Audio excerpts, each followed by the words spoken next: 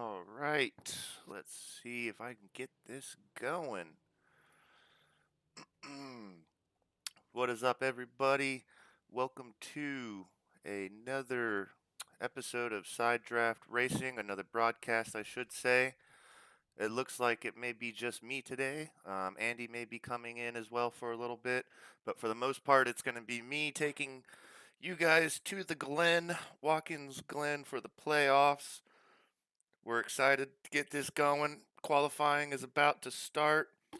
There was a little bit of playoff drama from last week. I was unable to make it, but something to look at is the points. What you will notice is Austin Norris is now in the playoff picture. If you remember, one of the what is it? One of the drivers decided to take out another driver intentionally after what seemed to be like an accident. Terry Vincent got sideways thanks to the father-son duo that is Ryan and Nolan McClurg. So, with him ejected from the league, Austin Norris, and had himself a day last week, is now on the cut line of -4 into the playoffs. So, let's get back into the production screen. Looks like we have some people going around the racetrack right now. It looks like it is qualifying. Everybody does have a little bit of time. Let's see who is actually out on the track. This is going to be what seems to be a race of Terry Vincent versus Michael Prince. Those are our two resident road course drivers, although Watkins Glen is a better, easier track, I should say, than Chicago Street or Atlanta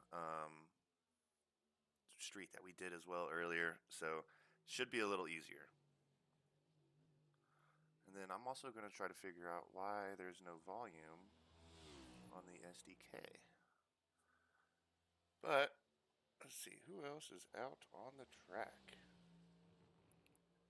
Is there anybody? Oh, that's just showing names.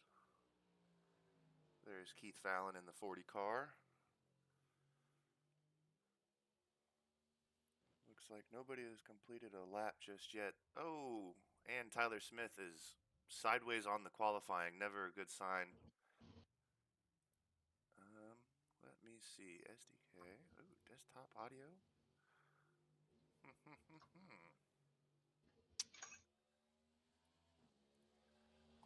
Who just joined me? Oh, it's Andy. Andy just joined me. Monitor and output. That should probably do some audio. We will see. Andy, thanks for joining. Are you there? Oh, I hope that doesn't go twice. We're going to figure this out.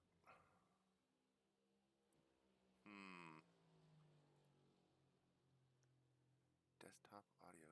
Monitor off. Crank that up. Dang. I think we got it. Too easy. Like we've done this a time or two. While Andy's figuring out his life. I've got you. Oh, God, yeah. All right. Sweet. While Andy's figuring out his life, let's see what we've got going on here. We've got some times coming in now. Keith Fallon with a 1:10. He looked really quick. Curious to see how long that stands until some of the other drivers kind of turn some laps here. What I don't see is Terry. Is he out on the track? Yep. Ride the Dente. Scary Terry out on the track. How you doing, Andy? I'm doing good. How are you? I just made it. Just got home in the nick of time. I think good. are we live, brother? We are. Oh boy, hello everybody. Happy Monday. Oh yeah. Yeah, we are Who's figuring tearing it it up? out. So, yep. Keith? So far, so good. If you want, you could actually probably deafen and then go listen to a minute or two on Twitch and let me know how it's looking and sounding so far in case I'm missing anything. Usually, I'm Yeah, I got reliant you. on my usually I'm reliant on my fan base, but nobody's saying anything. So maybe no news is good news. Let me see. I'll let you know in a second. So I'm just gonna start clicking buttons and see what happens. Honestly, what does this do? Oh, that is neat. Oh, look at that. So what I was talking about earlier, you see with the Glen, it's not as hard to run as some of these other street courses, so it should be a little more competitive than recent street courses, but we will have to see. Everything sounds good. Sound check is good, Jer. Oh hell yeah! Did I have the music going Everything. too? Did I figure that one out? I don't know. Uh, You do have a There looks like there's like a double overlay situation. double overlay. Yep, on SDK there. It looks Uh, like you're showing the tower and the ticker. ah, I So kind of if you like both. hide, I kind of like if you both. hide, if you hide one or the other, it'll look a little better. Otherwise, everything looks good. Sounds good. We're I here. kind of liked. It's a I Monday. kind of liked both. All right, all right. If you want both, we can rub both. No, no, I'm gonna hide the ticker, but I am going to. I like the tower. Tower is always Yeah, towers a go good one. too. But as we see, everybody is now finished up with the qualifying. Terry Vincent came out first, as expected. Keith Fallon second. Did the question now becomes: did Michael Prince even run a time?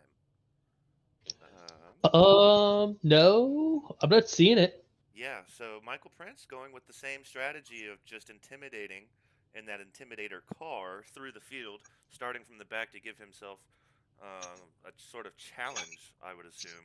He did the same thing at Chicago, and he's done the same thing at a couple of these trickier ovals as well, as we've seen. Yeah, I'm not even seeing Prince in his car yet. So we'll see when he decides to get in there. But playoff race number 2. I'm excited for this one at the Glen. It's gonna be a good one. Oh, yeah. I think it's gonna be a good show. I don't know when our stages are tonight, and then I'm assuming they're pretty early because it's gonna be a shorter race.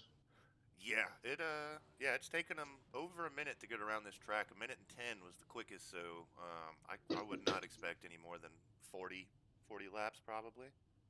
55 laps is the distance. It's going to be a long one. So, but I don't know. The last road course they ran pretty quick. There's not going to be cautions unless there's like a 5 or 6 car pileup. So that's going to keep it, through to the stages for the most part. So that'll be pretty convenient. Oh yeah.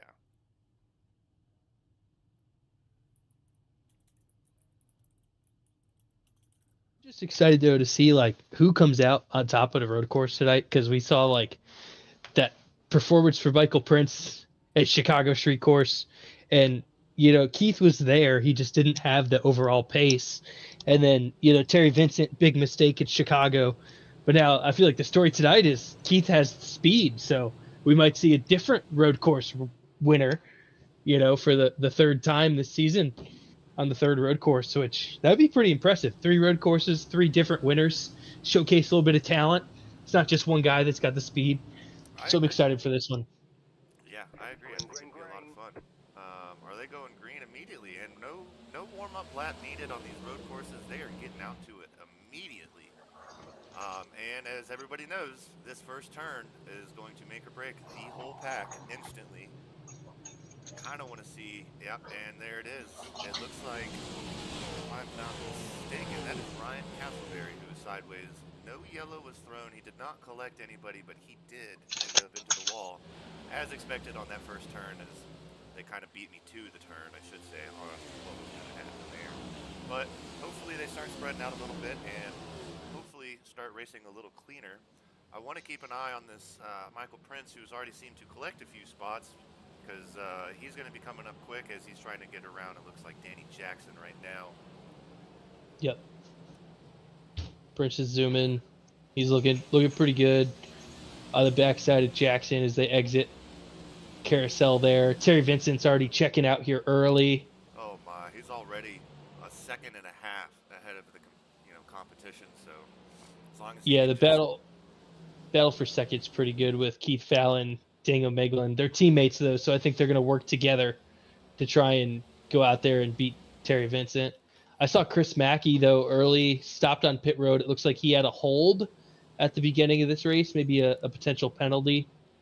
yeah, So always a possibility. I didn't get to review the incident points from couple, so he may have gotten a hold around or maybe jumped the restart. Who knows?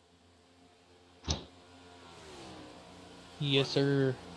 with this, it's shaping up to kind of be what we expect with these road courses. It's going to get single file pretty quickly, so we're going to try our best to find the action as we see it. And right here, we've got two other teammates going at it. We've got Tyler Smith and Austin Guerrero going at it, and then behind him is Danny Jackson. And if I'm not mistaken, Jeez, Michael Prince has already jumped like 4 spots since we dude. last looked at him. He's all the way Well, up. the last time that I saw Prince, he was fighting Danny Jackson, and now he's put Yeah. 3 cars in between himself and Jackson. He's in ninth. This is nuts. Michael Prince is tearing it up right now. This Why is does he? Why does he do this to unprecedented. himself? Why doesn't he just go get P1 or P2 and just? I don't know. I think he just loves the challenge. I guess. He's looking good though. He's in true form postseason. I mean, he really came together late in the season to snatch a couple wins, become a multi-win driver, and now that the playoffs are on, I feel like we're just gonna see the 31, you know, be like Connor Zilic out here. He's just put on a show. Yeah, and correct me if I'm wrong. I believe he won last week as well, so he's already locked into the next round of playoffs. He's just doing this for good fun. Yeah, I mean, the big thing that Michael was going to be after tonight is stage points. Now that he's already up to seventh, that's going to secure him at least 4 stage points for the stage, but he's still got a little bit of ground to make up to catch the leaders. But if he could keep up this pace, I mean, he's gonna give Vincent a run in stage 2. The way Yeah. it's rolling right now, I don't know if he's got enough pace in it to get all the way up to Vincent in stage 1, but stage 2, I think we're going to see a good battle. So from what I'm seeing right now, Terry is just putting on a clinic. I'm looking at all the splits the last couple of laps, and Terry is still as good as Michael Prince is running. He is still 1 whole second ahead of what Michael Prince is currently running. So So I don't know what Terry has found in this Ride the Dente, but man, he can get after it on these road courses. So some insight to Michael Prince. He actually had this race starting with an EOL penalty from the last race. So he did have to start in the back due to a penalty, which is why he's going to have to drive through the field here. But he's already up to 6th, and he's doing a damn good job of getting by all these guys. I mean, this is Yeah, nuts. yeah, he'll But be. uh-oh. What? Fitz about to be easy for him. Bucket Boy went off through the chicane there. Uh-oh. Now Michael Prince is got him in his sights on the exit of the carousel. Bucket Boy's he's in trouble. The Intimidator's coming, dude. Yeah, and Bucket Boy being right on that cut line, man, you're trying to get all the points you can when you can get them, and it's not a pretty sight, especially with Miglin also being in the race. For playoffs, you've got Vincent, Fallon, Miglin, Keegan, Brandon, Prince, Blevins. All of these drivers are fighting for playoff spots. There's only a few of them out here that are not in the playoff race currently, and every single one of them that are above that cut line are all in those top 5 spots. Yeah, absolutely. Bryce Keegan is one of the drivers you mentioned there that I'm looking at as well. On the times tonight, he's in a pretty good spot right now, up in P4. Some stage points could definitely help Bryce's playoff chances out. If he can get a good top 5 finish with top 5 stage points, that's going to help him kind of work his way up towards, being in a better spot for the cut line for the next race.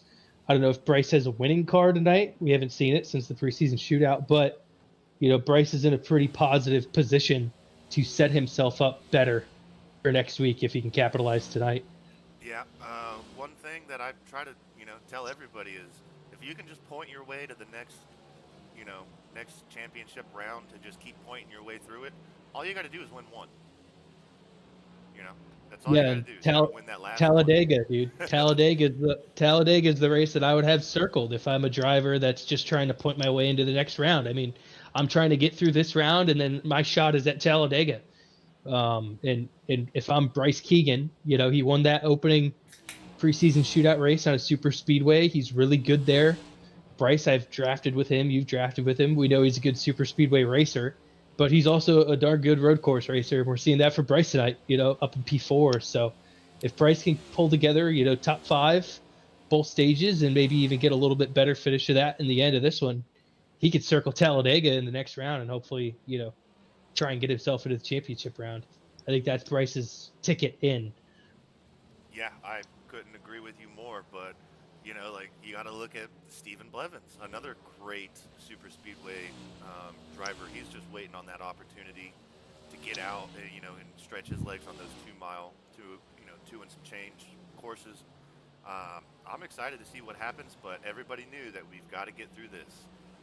We can't have all the fun. We can't go straight to Charlotte. Oh, and it looks like Bailey just hit the wall. Did I see Oh, that Bucket Boy's correctly? Did they really throw out slow. the? Yeah, no yellow for that, but that's definitely going to affect him. Let's see if we Um, can see what happened here. just so you know too, as you're pulling up the Bucket Boy incident, stage one is at the end of lap number 15. Lap So we're 15. racing to the end of 15, and then it's going to be to the end of 30 for stage two. So 15 and 30 are the stage breaks halfway through stage one right now. Prince started in the back with an EOL up to fifth. It's Terry Vincent out front. Oh, he just gunned it a little too early. Tyler Smith behind him also got a little loose there. It looks like, but yeah, it looks like Bailey gunned it a little too early and didn't have enough grip on those right side tires, and it just grabbed and just took him. It's an unfortunate situation for Bailey since he's trying to have a good points day. Terry Vincent, who we saw dominate Road Atlanta, seems like he's kind of starting to hold pace a little bit more out front. He ran a 10.5 that last lap. Miglin in third ran a 10.9. So Yep. looks like Miglin might be starting to try and pick up pace, but I don't know if he's got enough. Bryce Keegan ran an 11.5. Michael Prince a 10.9. So And the Prince has lap got a little before bit of that was a pace there. 10. The lap just before that was a 10.6. So if he can get some clean air, he's probably right up there with Terry on pushing this pace. Playoff driver 91 Tyler Cad. Looks like he's got a scheduled stop coming down pit road right now. Make Yeah. sure he's got enough gas to make the stage here. We'll see if he takes tires. I'll keep an eye on that for you. All right. I'll kind of be a pit road sideline reporter for us tonight so we can keep a good track on who's doing what. Let's see what is going on. So I wonder how much gas these guys actually have in terms of, you know, usually these cars are getting, 20, 30, laps of fuel, somewhere around that, 27-ish. But with this being a longer track and, taking a minute and a half, minute and 10 seconds to get around, obviously you're going to have to pit, it looks like, in a think. Who was Well, that what I that just. thought was a scheduled stop for the 91. It wasn't. He just rolled through pit road. He didn't even make a pit stop, so kind of odd. I wonder if he missed his pit Oh, or. Dingo Miglin sideways out of turn number one. He lost it. Miglin's down in the grass. He's slowly backing it up. Doesn't want to get into Keegan as Prince, as Keegan and Prince are battling up the S hill for now what is going to be P3. Let's see if we can see what happened to Miglin here a little bit. He just lost it. He hit the rumble strips out of one, and car got sideways on him. And now that puts Bryce Keegan in a better point spot for stage one, especially having that battle against Bailey Brannon. After Brandon's spin, he is under pressure from the 51 of Blevins and the 23 of Tyler Smith. Oh my. Brandon just went off through the chicane, and now the 51's looking up the inside. We got a 3-car battle for sixth and a multi-car battle for third. If I'm Bailey and I've already gotten this car sideways once, I don't think this is a battle I'm willing to fight this early in the race. Well, Blevins is backing out to yield the position to Tyler Smith. Danny Jackson starting to get in towards the mix. And There it Tyler is Smith. Oh again. no, Brandon! Brandon done it again. Same Oh my exact God. turn. Same exact turn. I said you do not need to be fighting this fight. You have not taken tires on tires that you've gone sideways on. This is not your fight. I don't know how Tyler Smith missed him. That was almost catastrophic for the 23, but it's definitely gut wrenching for the 6. I think a lot of that has to do with the fact that their average speed is 100 miles an hour. Yeah. Man, oh man. Well, Michael Prince got the move done on Bryce Keegan. Oh Prince no. is now going to be P3. but I don't think Bryce is going to be mad since Miglin had that spin. It's going to give him a fourth place spot with a couple laps to go here in the stage. So if I'm Bryce, I'm not too bent up over losing the spot to Michael. If anything, I think it's a good advantage for Bryce because he could see what the 31 is doing now that Yeah. he's behind him and kind of copy his line a little bit and find some more speed. Yeah, I agree. And it seems like everybody's kind of slowing down. These tires are getting a little older. Even Terry Vincent's running in the 11s now. That was his first lap that he has done, and it was a low 11s. It was, or I should say, high 11s. That was 11.8. Everybody else is well into the 12s. Um, so you can tell that these drivers are trying to be a little more cautious. Everybody that's been spinning, they're just getting itchy on the throttle, and out of these turns, whenever your car's bumping around and you don't have a lot of grip on those tires. You just gotta, really baby it around. And I don't know what Terry's got in his car, but man, that thing ain't nobody catching him.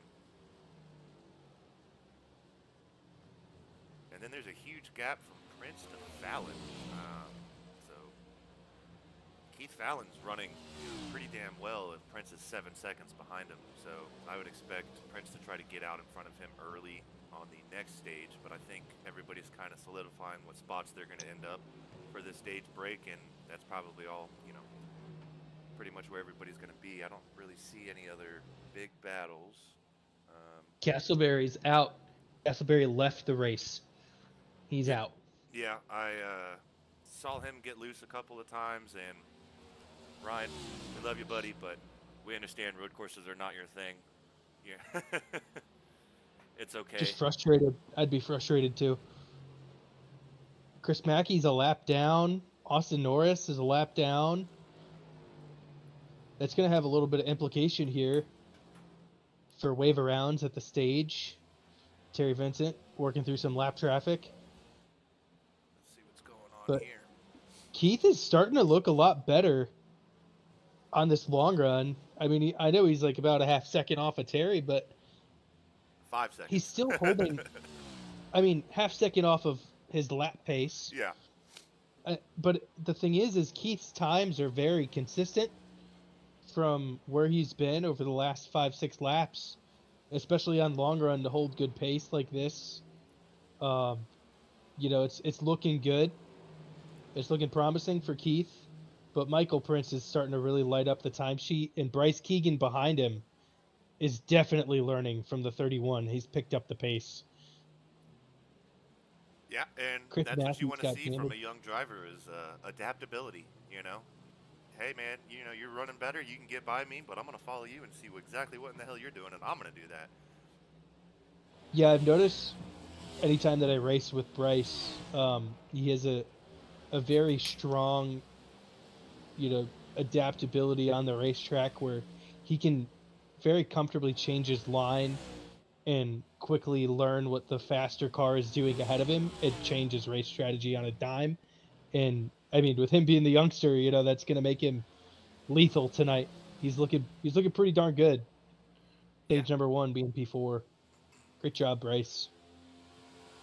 Miglin has started to recover a little bit now after the spin. I don't see any damage on his car. I think he's just limping it to the stage here. He's got a ways to Blevins and Danny Jackson. Don't know what happened to the 23. Looks like he's got damage. let's take a look. Yeah, he's got huge nose damage. I'm So gonna take a I, look and see I, what I have happened. seen him get a little sideways on a couple of turns. I don't know if he collected anybody in it, but maybe collected a wall. Looks like it was a chicane. Lap number 11 on the backstretch. The 23 hit the curb. And then slingshot. Just absolute catastrophic hit into the wall at 75 miles an hour. That's not gonna feel good, even in a 5-point harness. I mean, he hit the wall head on hard. So he's down a few positions now. Austin Guerrero, his teammate's about to pass him for 10th. So potential for no stage points. Tyler Catt is on pit road with damage. Is he getting it So a fixed, lot of or is guys he making fast mistakes. repairing? I think he is just waiting it out. this is my take. I'm gonna say Cat isn't even in the 7. car. Oh yeah, I'm gonna say 7 cars finish on the lead lap. Whoa. What do you think? I would agree with you there. I don't think that's a hot take at all. I think that's pretty valid. But the way that Vincent is driving, as well as the three other guys, that are Tyler Cad just disconnected. Oh no. Brutal. Absolutely brutal for his playoff chances. That's gonna hurt. And you see Jamin out here. He's still on the lead lap, but he's only 7 seconds ahead of Terry. And well, granted, thankfully we're about to come up to the to the stage break, so that way he's not going to become a lap down, and Mackey's actually going to look like he's going to get the lucky dog. So good news for them, but with the amount of just war of attrition and stamina of not making mistakes, I wouldn't be surprised if 6 or 7 cars are on the lead lap come the end of this. Tell you what though, P2 is about to be up for grabs. 31 of Prince is Oh my God! catching Keith Fallon. Oh, the yellow is out. There's the Yep, stage. there it is. He There was it is. trying. Terry He Vincent. was trying his damnedest. Terry's our stage 1 winner. So while they slowly get around the track, we're going to throw on one of these Juicy Peach commercials. Racing. We're in the game.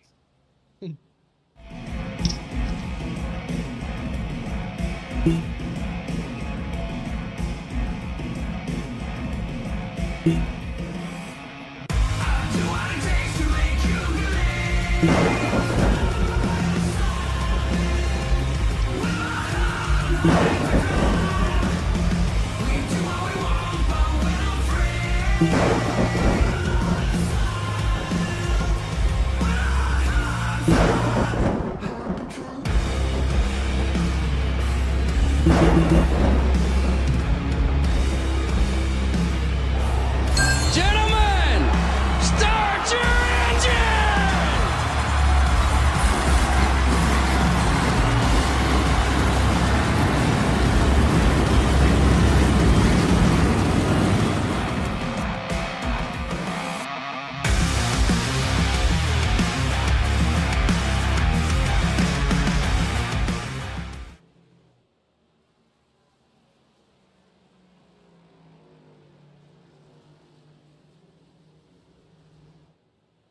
Thank you, Juicy Spider, for that commercial and all of your amazing graphics.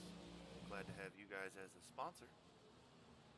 Yeah, they're awesome. I love the work that they do. If you need a graphic designer, like I 10 out of 10 recommend them. They've got guys that they know that do like custom paint schemes for the Coke series for iRacing. I mean, they've got a pretty good group there in their graphics studio that can make anything and everything. So I really like the work that they've produced for us so far. They do a great job. Well, with that, I think it's about time. Have they pitted yet, or are they still just trying to catch up? They just caught the pace car. So they're going to be pitting this time, and then I think we could pull up Terry Vincent. We'll let him get his pit Yeah. road, cycle through before we bring him up. But that was a pretty good stage from Terry. I liked what I saw. I liked his management. Overall pace wise, he did a good job of just keeping the car under him and making it easy on himself. Yeah, and But that's all you can ask is don't overdrive. Don't overdrive what you can't do, and he just makes it look seamless, easy. The car seems to be under him the whole time. Versus some of these drivers, they're constantly popping up one of the left or the right sides, depending on the turn. Yeah, he just makes it look easy. I don't know how he does it. yeah, it's really tough to tell right now, like with the way the field is looking. I'm seeing a lot of beat up race cars from individual mishaps and slides, and I mean, I think the big thing tonight is who's going to bounce back from adversity, in stage 2 and kind of rally off of a poor start to the race for a lot of different race cars. We've got a few people that disconnected. Tyler Cad is the major exit, being a playoff driver, so that's going to hurt his chances a lot going into Bristol next week. Yeah, and Bristol's not exactly an easy track. if we're getting damage early on here at the Glen, I can't imagine Bristol's going to be much better. No, Bristol's going to be a nightmare. I Is feel like it I'd want an either well at Bristol. is Bristol a double pit, or are they going to do just a single pit? I think it's single, but it's going to be a lot of laps. Oh yeah. Let's see who wins the race off of pit road. Everybody's taking 4 tires. Michael Prince, his stalls towards the back since he qualified, not so great. Comes And out he's in going to second. beat Keith off of Wow. pit road. Good stop from the 31 there. For those of you who don't know about iRacing pit stops, like how accurate you can pull into your garage, or not your garage, into your pit stall actually does affect your pit stop speed. Like that is a thing. And it took me a long time to figure that out. So So it does you just play a have to small really part in just it. slam up the brakes. You don't want to ease into it, or Like how centered you are in your pit box affects okay. how fast your pit stop is. I didn't know that. I But didn't either. anyway, let's get Scary Terry up here. Let's bring him up. Yeah, you can do that for me. Yeah, Terry, it's Andy and Jared in the booth. Congrats on the stage 1 win. You got a copy, buddy. Yeah, I hear you. Well, hey man, you look dominant as always. We didn't think that we saw enough out of you on some of these other road courses. We thought, hey, you know what? Let's go on and watch you do it again and just dominate the field. Walk us through what's going on with you and your crew chief, around this track, man. You're killing it. Just be quick, consistent. That's it. There you go. Yeah, Are you you guys, keep are you guys it. going green this lap or next time by? I just want to make sure. Next time by. Oh, so we got a minute to talk to you. All right. Oh yeah. We'll keep you busy then. So, have you been looking in your rearview mirror at all, or listening to the stream and kind of see what is happening and manifesting behind you? I've been like checking mirror occasionally, looking at the relative, listen to the stream. Well, your favorite driver, the Intimidator, has gone from last to second in that stage alone, oftentimes being really competitive with your lap times. Does that worry you at all, considering these are, you guys are 1 and 2 in terms of probably best road course drivers in this league? Doesn't bother me. If I don't win, I don't win. But yeah, if I don't win, I hope to get second, get plenty of stage points. Yeah, I like that mentality for you tonight. The big thing isn't winning the race; it's scoring the stage points that are gonna help you out to have an easier night at Bristol next week. But I don't know if I'm you and it comes down to you in the 31, like I would be afraid to give him a little more elbow, knowing that he's got a safety net into the next round. Yeah. So, have you got more in the tank, or were you saving there? I'm curious. You don't got to give Depends. it away more. I have a little bit more time on the table, but that's once the tires get warm. All right. Well, good look looking out forward to you. to Do we know when the next stage break is? lap 30. Lap 30. Well, hopefully we'll be talking to you in looks like about 10 laps. So good luck out there. Hopefully. And make sure to keep everybody in your rear view. We'll try. All right, Terry. Good luck. Have fun. Will do. Yeah, Scary Terry looks pretty good, with how he's running tonight. I think he's going to get tested here on this restart, though. The 31 going to be on his outside. He could send it a lot harder into turn number 1 and try and get to his door here in turn number 1 is going to be the move for Michael Prince. I'm curious to see if he's got it in the bag or not, up his bag of tricks. He'll definitely try something for sure, but man, one of these interviews we're going to get a little more out of Terry. One of these interviews. Bryce Keegan, though, is side by side with Keith. He learned a little bit there from Michael at the end of the stage. I'm curious, too, if Bryce can kind of be a little aggressive on this restart to get a spot over Keith or not. Oh, yeah. If he can get a spot over Keith, that would be huge, because Keith's not only running an incredibly fast car, but, man, that would slow up Keith a lot, too, and that's going to make a hell of a difference. Really bad restart from the 1. Michael Prince just got out in front of him going into turn number 1. It's going to cause the 40 to get into the back of the 1. Checked up in the turn number 1 there. Terry Vincent now gets a little bit better away in their first and second. 31 gets the lead here for the first time tonight after starting in last. And behind Daniel Miglin, Bryce Keegan, huge wreck. Oh no! Cautions We've out. got Austin cars Guerrero. sideways everywhere. There's the yellow. There it is. Oh That was my! big. Let's see who's collected in this. Guerrero. Mackey looks like he skated it. Miglin. God, all right. Let's see what happened here. Let's see if we can pause this and go back. Do we I know saw who the 4 get started that? sideways. The 4 got sideways up the hill.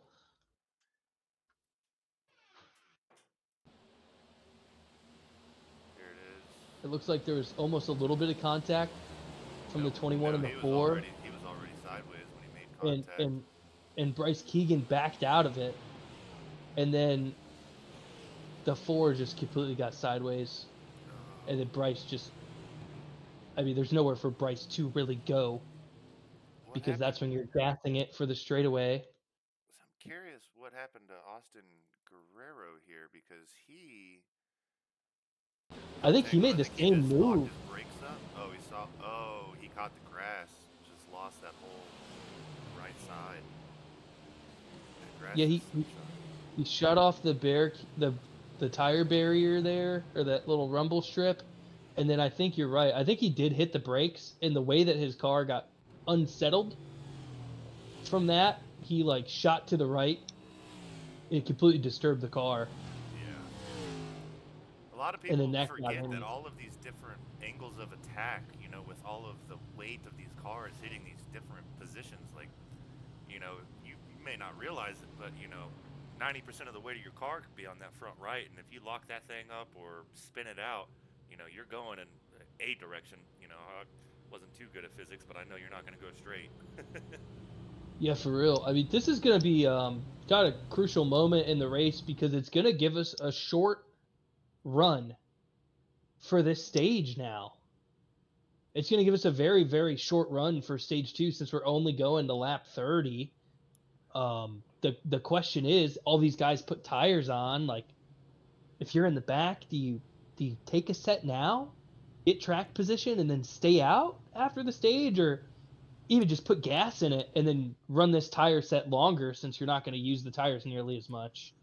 I think that would be a better call, is run the tires longer. Yeah, but if you've already locked them up, you've got mud all on them, and you know maybe a bald spot here or there. I mean, if I'm Bailey Brandon though, who just fixed damage, had a bad first stage, like, to give yourself track position going into stage 3, might not be the worst call in the world. Yeah, yeah. But he wasn't collected in that, correct?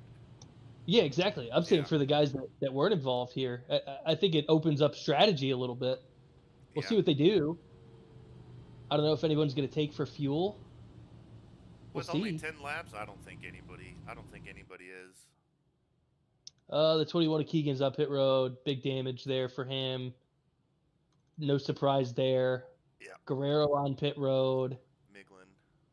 Miglin's car looks terrible. I don't know how much damage that he got fixed at the end of the stage 1-2 break though. After he had that self spin, I don't think he had damage from that. I don't think so. I On the didn't see him 4, collect a wall, but he just definitely cooked those tires. yeah, that tire set is scratched now. So Bryce Guerrero in and uses out, the, Bryce used the fast repair. Yeah. Miglin did the same. Took gas And though. Miglin did take Austin gas. Guerrero, I don't mind the call. You know, save the fast repair. Let's sit on pit road. You got time. Especially when the caution laps are 2.5 minutes. It's definitely a lot easier to just go hang out for a little bit.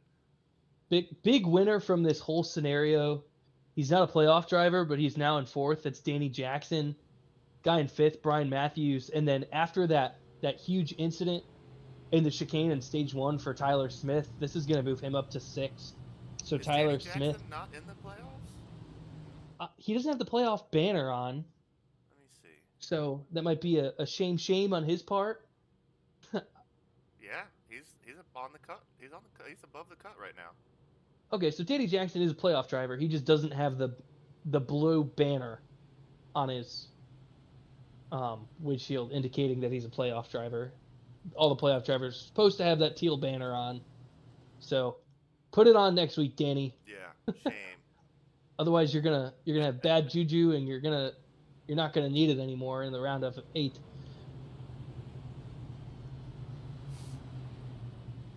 But yeah, this is gonna help him out, for Danny Jackson. I mean, Michael Prince doesn't have the banner, neither does Terry Vincent. What are these guys doing? Put the banner on. Nobody's got the banner. Takes a minute, Does boys. Tyler Smith have the banner on? Yes. Chris Mackey doesn't have the banner. Bryce doesn't have the banner. Hold on a second. Why does everybody have the banner? Austin Norris doesn't have the banner. All right, Side Draft Racing League. This is your shout out from the broadcasters. Put the banner on the car. Oh, Michael Prince fakes out pit road. That was cheeky. I mean, who's going to pit road the before you guys grid up? What are we doing here? He's just having Take a good gas. time. Why not? Take gas. He's just having a good time. I think he's just having fun with Yeah, he's just Terry having Vincent. fun.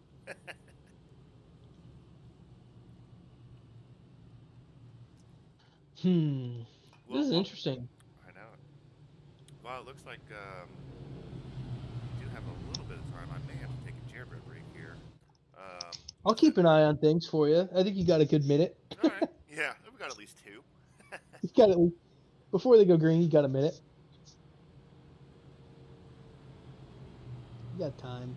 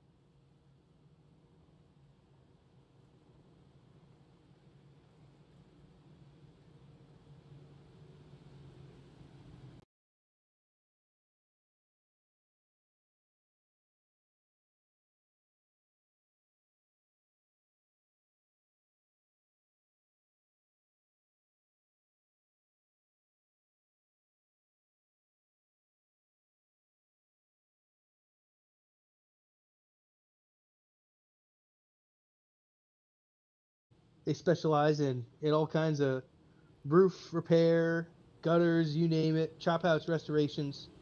They're the place to be. They could do it all. We've talked about them all season long, but thanks again to Chop House Restorations. They've sponsored a lot of races for Side Draft Racing League this season, so shout out to them for the sponsorship. That's on me for definitely not That's right. forgetting about that. Sorry, Chris. But you always have a beautiful car, and I can imagine that the work that you do is just as beautiful. Green flag's back out here. Grip it, rip it, and sip it as we make our way to turn number 1. Terry Vincent is actually going to give Michael Prince a better challenge at turn number 1. He got away a lot better, but Keith Fallon got a good restart there. Vincent using all of the track to try and get alongside the 31 up the S corners. Vincent's pushing the limits of his car, getting it right on those rumble strips. Yeah. I've seen a few guys spin off of those, but he does a good job. Tyler Smith challenged Danny Jackson for the position, and he's going to get by him here. Great restart, and Danny Jackson locks up the brakes. He's in the grass, and he is stopped. Danny Jackson stopped on the racetrack. He lost a little bit of time there. Bryce Keegan and Miglin are going to be trying to get back what they lost from that incident. Just trying stuff out here. Hold on, trying to figure out if he's got any damage. Where's my rear chase? He doesn't have any damage. He just came to a stop. He's all good in the hood. Just going to be a little slow there and hurt his tires, but we're seeing Michael Prince versus Terry Vincent now out front. As Terry said, he's got to get the tires up to temperature, and we'll see how hard he challenges the 31 or if he's going to sit back and learn from him a bit. Keith Fallon, Tyler Smith, the battle for third we saw momentarily, but Keith is starting to drive away from the 23 Brian Matthews sitting 5th. Stephen Blevins in the 51 is in 6th. Bailey Brandon 7th. Daniel Miglin and Bryce Keegan side by side again, headed towards the chicane. Yeah, and this is the first time that we've actually done like a far rear chase in all time this race so far, and just listening to Terry's RPMs, he is dogging this car very, very, high RPMs, and Brent seems to kind of still be kind of getting away from him, but man, this is going to be exciting come the end if they can stay clean and green and actually see what's going on with these two guys. Pretty excited about that. Let's see where we are a little bit. Back. I'm really liking I'm gonna keep an eye on the battle for the lead if you kind of look throughout the field, and I'll let you know if it starts to get spicy up front. But so far, what I'm really liking from the one of Vincent is he's tailing Michael Prince into every single corner, but he's just trying to run lower. He's trying to run his tires closer to the line every single corner and get better drive off. And it's really showing his pace overall, and he's staying with him. They both ran some pretty quick laps there.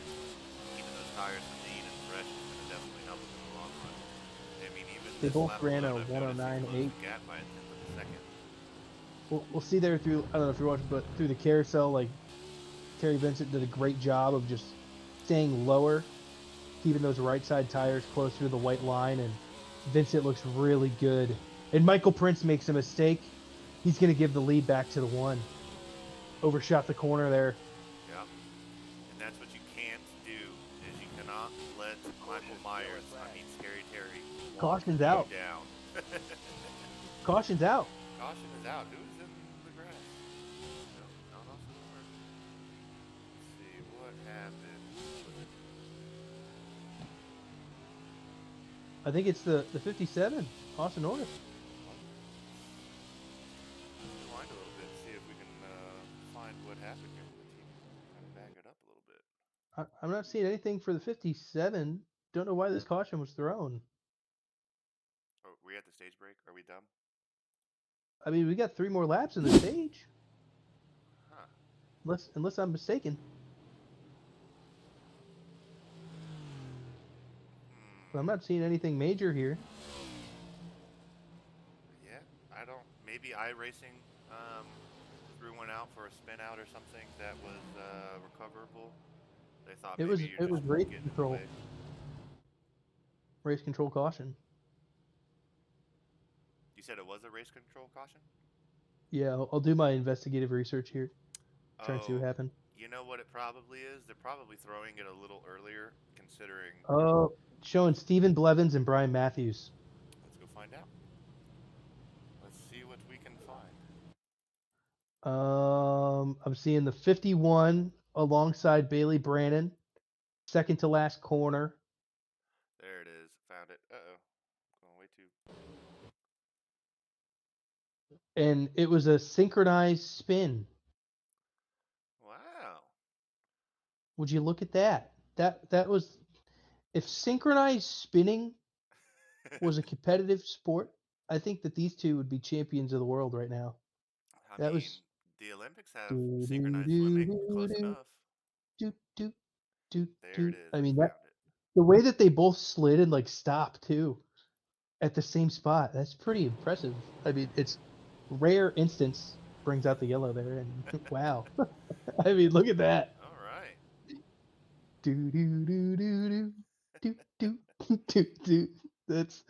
That's gonna give us a busy pit road here. Oh yeah, for A sure. lot of different strategies. Oh, we're seeing Terry's out. gonna go in, and Keith is staying out, as well as Daniel Miglin. The teammates stay out here.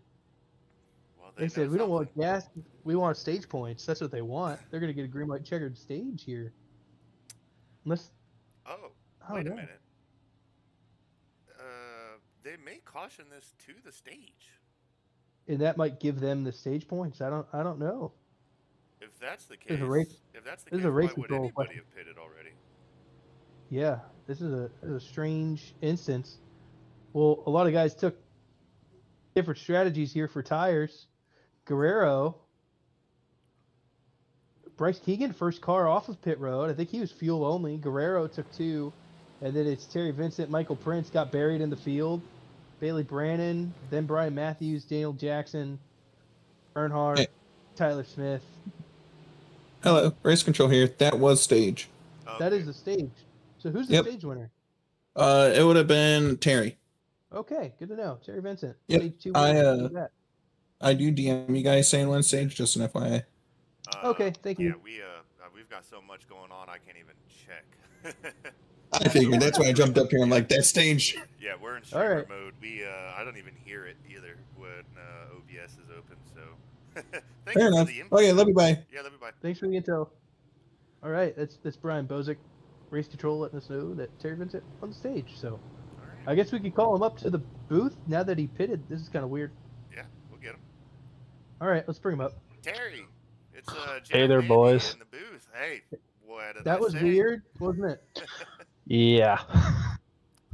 You're back.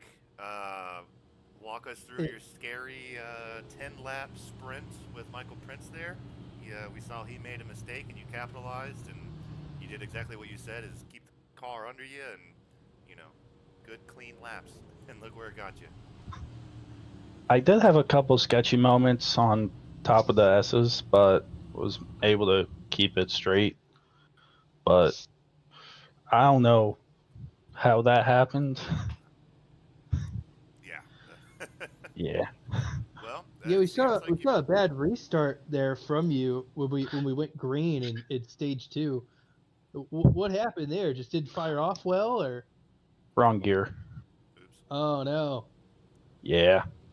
that's It's unfortunate. what we call the broadcasting curse. Hey, at least it was the stage 2 restart and not the green white checkered. So, Yeah. but Prince, did he overshoot the corner? Or did he just give you the spot? That was also kind of odd I don't know. because it seemed like a weird mistake out of the 31. Yeah. So I don't know if he's gonna make that same mistake again. We're kind of where to capitalize. But now you've got a little bit of traffic ahead of you, and the way that this race has been going, what's the strategy here at the beginning of the stage? Are you gonna be aggressive, or you're just gonna say, I got my 20 points, I could just hang out? Just gonna try to pick the moments to get through. Trying to maximize points for the day. Yeah, So, like that call. So we're not entirely sure what Miglin and Fallon are doing, but they are, evil geniuses when it comes to these kind of great schemes in terms of pit strategy. Do you have an idea of what they're doing when they stayed out on that stage, or what do we think? I feel like they're trying to bet on another caution. Okay. Because even if they save, I don't think they'll make it. Because it's going to be... I'm going to be like 10 laps short almost, as it sits right now. Yeah. Which means they they don't have much left in the tank, if that's correct. I mean, yeah, it'll be close, I'll say that. All right, well, it's time for you to go green. We'll get you back to where you need to go. Good luck, buddy. Yeah. Good luck. Okay, Gary. thank you. I'm gonna get some personality out of him one of these days, I swear. We got a little more out of him. I think we'll get some personality out of him if he wins the championship. But Oh yeah, hopefully. we're green again here for stage number 3, and we got some new names at the front. Yes, we You can do. see teammates there side by side in the turn number 1, but don't count out the 21 of Bryce Keegan, as he's going to stay in line with the leader, Keith Fallon, and get ahead of Miglin through the S's. Terry Vincent is now going to challenge Miglin, and he is quickly trying to make up the ground as Bailey Brannon just overshoots the corner, slams into the wall, and now he's going to be side by side with Michael Prince back there for 5th, as Vincent and Miglin side by side. Who's going to take it into the chicane? He's going to yield, and Miglin's going to get the spot, but Miglin loses control. Miglin is Big out. mistake there from before. Yeah, and well, they were looking for a caution. I don't think they were looking for themselves to be the caution. Yeah, that really hurt the 4. Kind of hurt his chances there in that restart. And now the 1 of Terry Vincent and the 31 of Michael Prince have to work through Bryce Keegan and Keith Fallon here. Bryce and Terry go side by side through the last corner, and now we got a 3-car battle here for second. I expect the minute that these tires start warming up, it'll be over. Because Bryce did pit, so he did get gas, but he did not grab tires. Yeah, and I think that's a good call from Bryce to give himself the track position here early. Yeah. Because he knows he's faster than a lot of these guys behind, and Bryce has a huge wiggle. Right contact with the wall, but I don't think that's going to give him too much damage. From Keeps my the car screen, under him. That was Michael Prince that said, "Hey man, you are slow. You need to get out of the way." It looked like a bumper tap to me. We'll have to go back and look at that in a little bit, but that looked like a Michael Prince intimidator move. Not that it was illegal or anything, but that definitely looked like an intimidator move right there if I've ever seen one. Yeah, I saw a little wiggle out of Bryce there, and the 31 might have gave him some help, but I think the smart thing for the 21 is just let him go and short pit this and take 4 tires and fuel, and then try and get that track position back from some speed later in this run. And I think right now though, for the incident for the 4, it kind of puts the 21 in a good spot to lock in a top 5 if this can stay green. I don't think anyone behind the 4 has the pace to get up there with the leaders. But now we're going to have a good 3-car battle here for the lead. We'll see who comes out on top between the 1 and the 31 and who's going to get to Fallon first. But all Keith wants to see right now is those two battling in his rear view.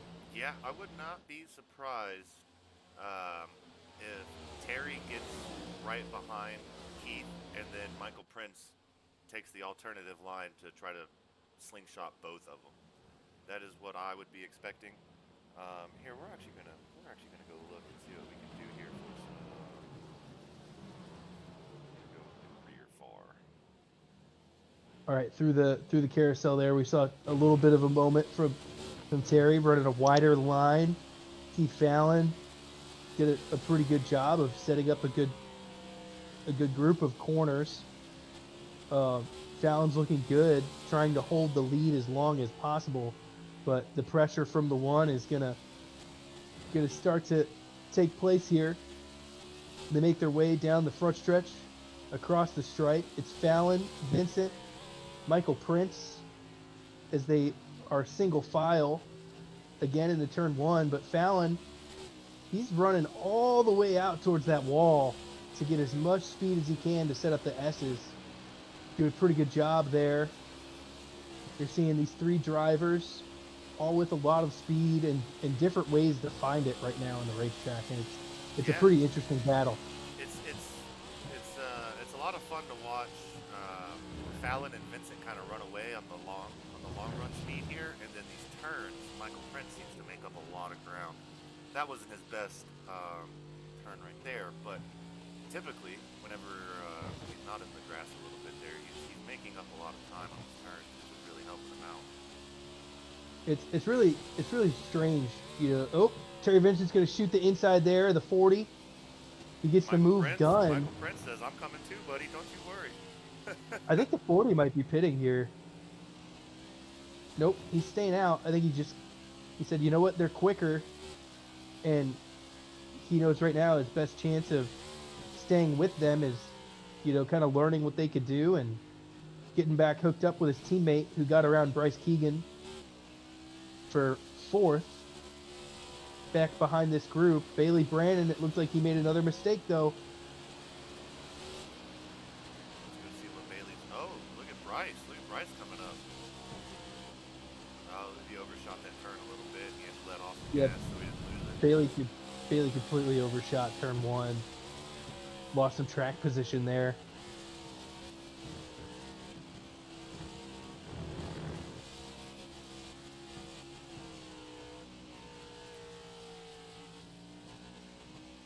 We're seeing a lot of lag braking coming from Bryce Keegan in this car.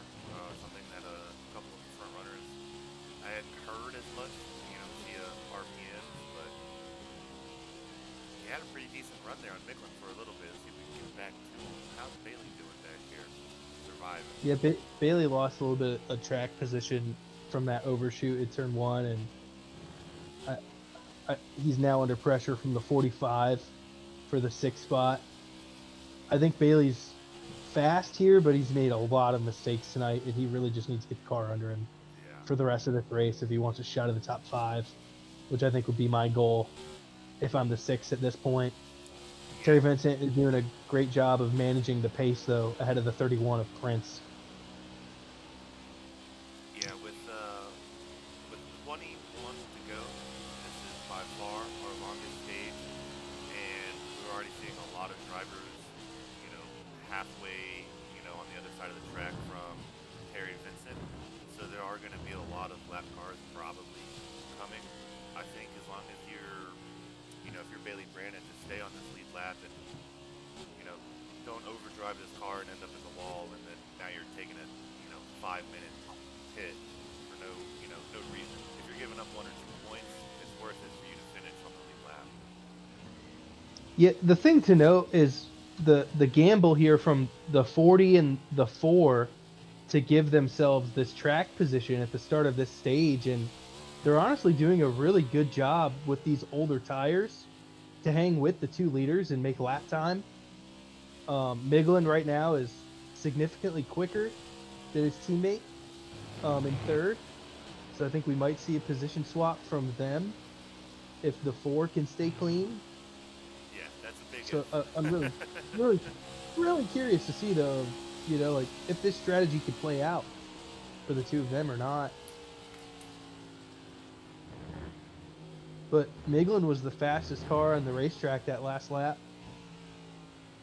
Ran a 10.4 or a 10.5. Pretty quick lap time there. You'll have more insight on this than I would. What does the tire wear percentages look like on a track where you're going both left and right with these kind of maintenance? Like, let's say you run 20 laps on these tires. What are the tire wears really looking like? Like, what should you really be worried about? So honestly, the thing you need to look out for at Watkins Glen is your left side tires opposed to your right sides on an oval. You have a track that's dominantly more turns to the right than to the left. You have a lot of those, like right hook corners, like turn 1, the last corner, the carousel. The S's stress a lot on that left side tire. So you really need to be cautious of when your left side starts to lose grip, because they're going to step out. So once your tires get below like 85%, after like 10 to 15 laps, that's when your tire fall off is going to be pretty significant. But making sure you can also get them warmed up slowly is important as well. So I think it's just an overall management of kind of like ebb and flow, pushing and pulling your pace, knowing when it's your time to kind of like, get your tires in the right window to make a pass. That makes sense. I was trying to figure out who was in the wall out of turn 1. I knew it was a darker colored car, but I couldn't see who it was. And it was Jamin Bernard, who is a lap down, but he is still out here trying to canvas. Heart of gold. Shout out Jamin. Out here still fighting, doing everything he can to try to get back on the lead lap. Well, we did have an incident, it looks like, with Chris Mackey. He was alongside Tyler Smith and caught the rumble strips in turn number 1. In the number 9 Chop House Restorations Chevrolet was slow, lap 37 in turn 1, and now he's lost a bit of track position to Brian Matthews, Jamin Bernhardt. He's a lap down, but he kind of fell out of touch with Austin Guerrero, Bailey Brandon, and Tyler Smith. So Chris Mackey is going to be frustrated after that. Yeah, being 21 seconds down, never a good sign, especially with no more stage breaks. Like, this is it, and a lot of these drivers, that we were talking about that are, we'll say Vincent from just 5 locked the brake. down. Uh-oh, what did we just miss? Second to last corner, Vincent locked the brakes. Michael Prince drove right around him. Was able to take the lead.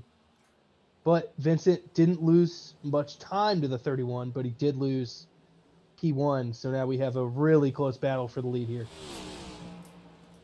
And we got got to remember that with about 10 to go, everybody's going to have to start pitting. I know Keith Fallon and Daniel Migler are going to have to go soon. They're hoping for a caution right now. But everybody that's on this lead lap that's been really fighting and take gas, you know, they've about 7 laps or so they're going to have to pit. Another thing to it's note really, is like you can't miss your pit. If you're yeah, fighting you and you're on cannot the screw outside, up pit road. you can't go an extra lap, you know, with how long this track is. But it was the same circumstance we saw where Terry Vincent got the lead from Michael Prince. Yep. The car stepped out in the second to last corner, and Vincent made the same mistake that the 31 did, that gave Vincent the stage 2 W. And now we're going to see the 31's pitting. Terry Vincent's going to stay out one more lap, and the 31 dives towards pit road. He's going to be the first car to pit. Bryce Keegan is going to follow suit, I and we'll see if we mean, get any why more wouldn't you takers. go hang out with your buddy? It's been helping you. Showed you the Yeah, line. I like the move from Bryce there to follow suit with the 31. We'll see if we get any more takers. It looks like everyone else is staying out. So, if I'm not mistaken, Fallon and Miglin took gas probably 7 laps earlier than Vincent. Vincent said he was going to be out of fuel with 10 to go. So Fallon and Miglin have got to be running on fumes right now. So I expect them to go without a doubt this next turn or this next this next lap. Yeah, I'll keep an eye on it. Let you know what's going on. Terry's still staying out there. I think he just wanted that extra lap, potentially on the 31 after that mistake, to try and get a little bit of lap time out of what's left in his car. And he overshoots the second to last corner, hits the brakes very hard. If he's going to Marbles are pit, it's flying. now after that mistake. Yep. And it looks like the one's going to dive down pit road. Keith Fallon stays out. Daniel Miglin follows. They're first and second now. So that's I going to give have to the know how much 40 fuel the they have. lead. I have to know how much fuel they have because Got to be close. Tyler Smith stays out, as well as Bailey Brandon. That moves them to third and fourth. Terry Vincent leaving pit road. Jamin Bernhardt has not pitted yet. Lap down. Scored in last. Austin Guerrero staying out. Looks like a lot of guys are staying out. Terry Vincent and Michael Prince, first two to pit. Brian Matthews is going to take. But I like Prince's strategy. He's not really near too many people. I mean, he's got Danny Jackson a couple of seconds ahead of him, but that's about it. Terry Vincent just left pit road, and he's about a half a straightaway behind the 31. So a lot of time between the two of them now. So Terry's got to go. He's got to push the pace if he wants a shot to win this race now, after the string of mistakes from him. So I mean, this really is just a war of attrition on how long can you keep doing the same thing correctly over and over again before you make a mistake. So Keith Fallon is on pit road. He's finally decided to make the call, but his teammate Daniel Miglin is going to lead. Okay.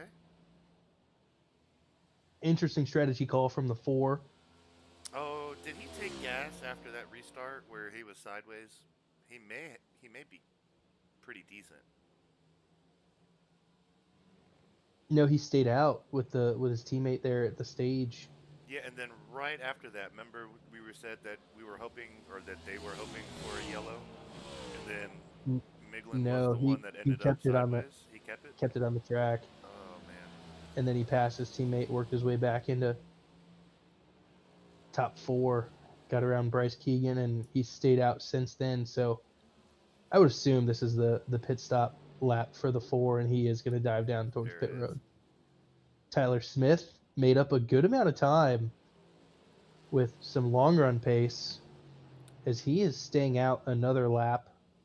Ran a 10.8 on his last lap around. He's going to take the lead here as he crosses the stripe, and that's going to move Bailey Brannon into second. Are we going to see another Hail Mary success from Highline Racing on the pit strategies from Tyler Smith that's going to put him in contention of this thing?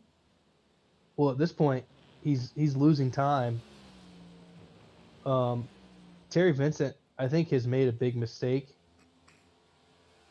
because he fell way off of Michael Prince within the last lap. He did, but he is currently running a 109.8. He has time. He has. Remember when he said he had time just hanging out in the bank? He is now a second faster than Michael Prince. Like he is cooking pretty good. And then Michael Prince runs a 109.9. So Mistake right there. after the chicane, Terry Vincent locked up the brakes, and that allowed Keith Fallon to come out ahead of the number one. So it is Prince, Fallon, Vincent, the leaders of the cars that have pitted, and Miglin is now right at the back of the one. Miglin's on his outlap from his recent pit stop, and Bryce Keegan is behind him. So the way that they're running right now, it's going to be Prince, Fallon, Vincent, Miglin, Keegan. Well, I mean, you can't you can't doubt or say anything bad about Fallon and Miglin's pitch strategy because hell, if you're going to come back and be second alongside Terry Vincent and Michael Prince, from that pit strategy and able to keep all of those positions as long as they did on those older tires, I mean, hats off to them. They definitely, knew how far they could drive that car on those tires, and they figured it out. Oh no, Keith Fallon just wrecked. He just And I slid. spoke too soon. And that's going to hurt. The caution is out. Oh my. Keith Fallon lost it in the chicane. Oh Lap no. 44. What did we do? He clipped the grass, got sideways right in front of Danny Jackson, Terry Vincent, and Daniel Miglin. Oh yeah. And He Bryce just got too Keegan much as onto those well rumble strips. was able to pass him, and then he hit the wall trying to get the car Danny back onto the Jackson track. and Terry Vincent being able to. And Keith Fallon just wrecked again out of frustration under yellow. Oh my. He was going into the second to last corner after that mistake in the chicane, and his brakes were red hot. Ran all the way off into the gravel in another mistake from the 40, this time under yellow. Oh my. I'm going to Doesn't take hit another Jer anything, Bear but break real quick, though. But what we can do while we have a little bit of time is we're going to throw on one of these Juicy Spider commercials. yes, sir.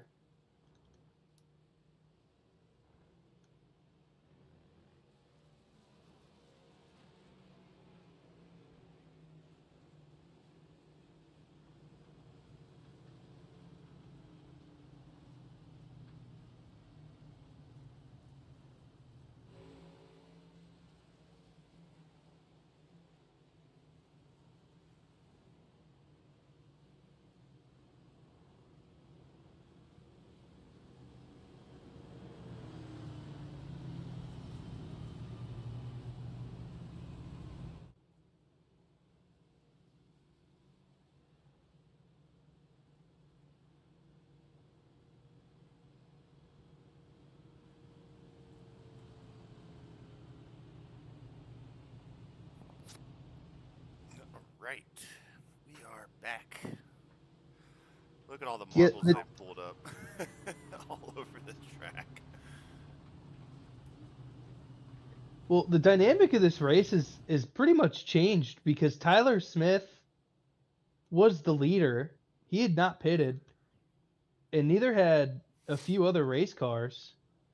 So Tyler Smith, Bailey Brannon, and a few others now on pit road that had not pitted, that had some track position, and that's going to put Keith Fallon behind every single driver. So what was looking like a podium day for the 40 is now turning into a potential finish outside the top 10. Yeah, and you have Tyler Smith, all four on a great pit stop. Chris Mackey's rolling off now. Blevins took 4. It looks like Bailey And took 4. the guy that's benefiting from this caution the most is the number 1 of Terry Vincent, without a doubt. I mean, he did not have a pretty good showing there, losing the lead, making some mistakes, bad pit stop cycle, was not looking like his day after sweeping the stages, and now opportunity has definitely opened up for the 1 and also the 4, who is in 3rd, and Bryce Keegan is now 4th, but you're going to have Tyler Smith, Bailey Brannon 5th and 6th on some fresh tires with Austin Guerrero. Like you said, Highline Racing is now going to be 5th and 7th. Chris Mackey, can't count him out. He's going to be now scored 8th. Blevins 9th. Danny Jackson 10th. Keith Fallon pits there, comes out 11th. Brian Matthews 12th. Austin Norris looks like he's got some damage as well on the 57, and he's on pit road. Jamin Bernhardt. Power to you, Jamin, for sticking with it. Hopefully you could get some more speed on this last run. Yeah, my take is Tyler Smith finishes 3rd. Whoa, podium out of the 23, you say, huh? I think Tyler Smith finishes 3rd. He's not Comeback the kid. best at these road courses, but he has proven to us multiple times that he has figured out these freaking pit strategies, better than anybody. And I think putting him on 4, fresh new shoes with 10 to go, I still think, Terry and Prince run away with the speed-wise, even with lesser tires. But I do think that Smith is going to be able to, get his way into top 3 just solely on pit strategy alone. I'm going to make a really wild take, and I think a car that is not the 1 or the 31 wins this race. Are you insinuating that somebody's going to spin out, or? I think there's going to be an issue for these two fighting for the lead, and it's going to open up the race. I think this thing just cracked wide open. We've seen dominance from the 31 and the 1 this whole race, and now that I think, we could see a big mistake from, somebody in the front to either overshoot the corner or wreck up the hill, and I think, someone like Bryce Keegan or Daniel Miglin can end a drought here. Yeah, that would be pretty wild to see. I don't know. I think that there could be a huge mistake into turn 1. A lot of these guys on these fresh tires, we've seen mistakes on these late restarts. My issue is with Miglin. He really hasn't had the car under him all night. He's kind of driving it, like, I'll put it in the best way forward, where he's driving his car like a F1, like Ferrari, right? So everybody knows that the Ferrari cars, they're going to put you in the fastest damn thing possible, but it's going to try to kill you the whole time. Versus some other manufacturers like Mercedes and whatnot, they're going to put you in the best driving car, but you may not have, as much user input. It looks like Miglin is driving this car, and the car wants to kill him. He's already been sideways a couple of times. I don't know that if he's able to get out of this alive, I don't know that Miglin is going to be able to keep it under him. Yeah, this is going to be a big restart here as we get ready to go green. I just think it comes down to who's going to make the mistake and which car is going to get away clean and capitalize on this restart. I don't think we're done with the cautions yet. I think this is going to be intense. All of those marbles and rocks from whatever spin out. I'm curious to see if anybody ends up taking that high line, that ends up being an issue later in that race. All right, we're green. Bad stop from the 31 or bad start there from the 31 and the 1.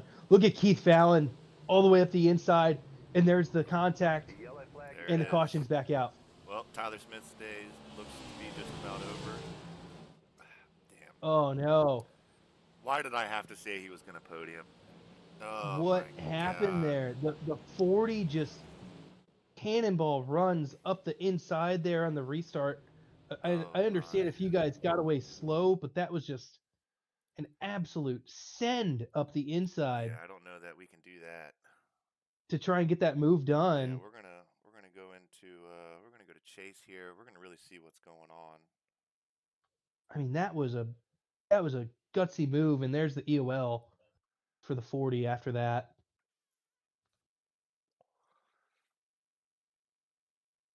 Yeah, this is never a good sign. This is what you do on rookie mode in NASCAR Heat 08.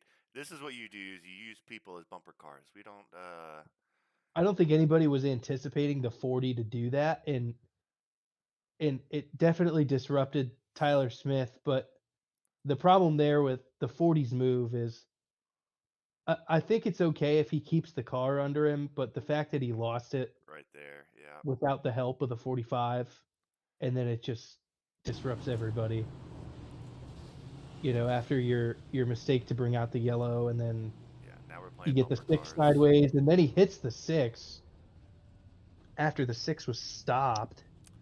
Like I know the 40 is frustrated after that last caution. He was in a great spot, and I'm sure now he's just not happy. What was the early 2000s NASCAR game where you could have like competitors get like really mad at you and try to wreck you intentionally? Was that like NASCAR 07? Yeah, it Where was where you 07 got or rival? 08, one of those two. Yeah. It I was was like 07. that was one of those situations where you have a lot of pissed off drivers all of a sudden. They go from green to red and they're like, "All right, we see you."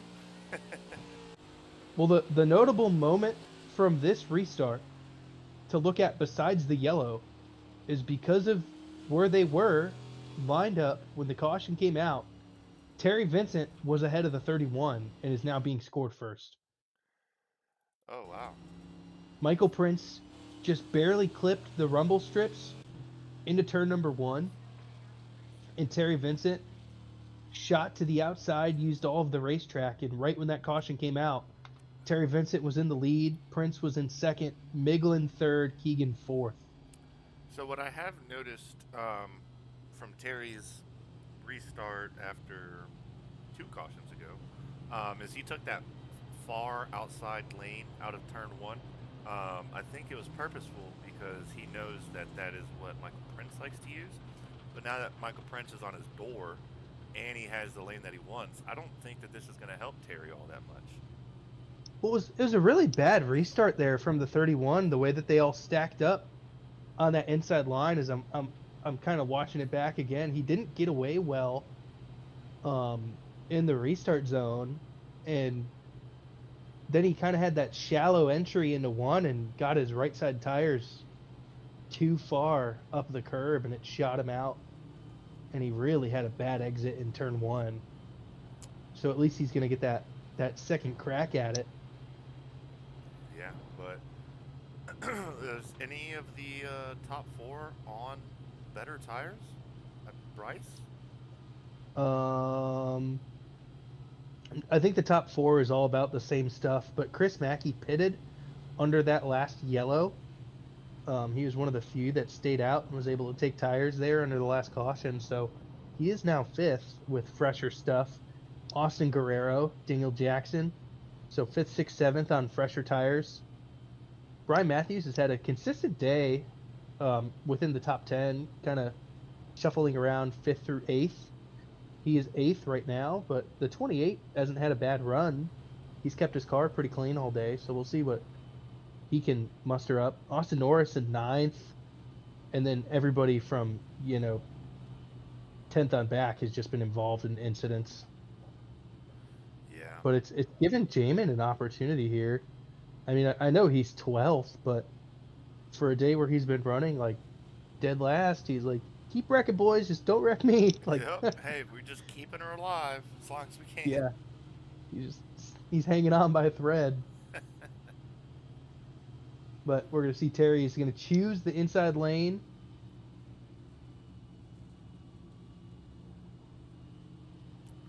Keith Fallon, after the bonsai run, is scored with the EOL there, so that means that the driver claimed responsibility for the incident, so he's going to restart from last. I will say though, I do respect Terry taking this inside, and I've already beaten this dead horse once in the last 5 minutes.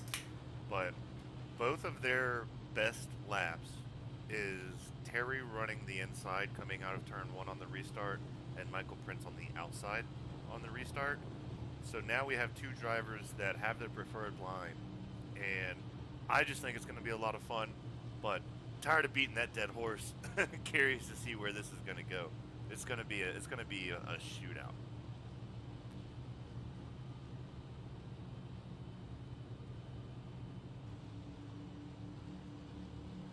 We can't put Miglin down just yet.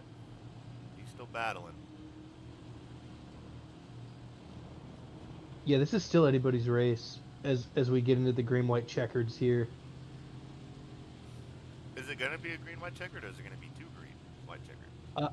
I mean, I think we're gonna wreck again, and it's just gonna. No. I think we're gonna just work our way into overtime at this rate. It's definitely drama at the Glen.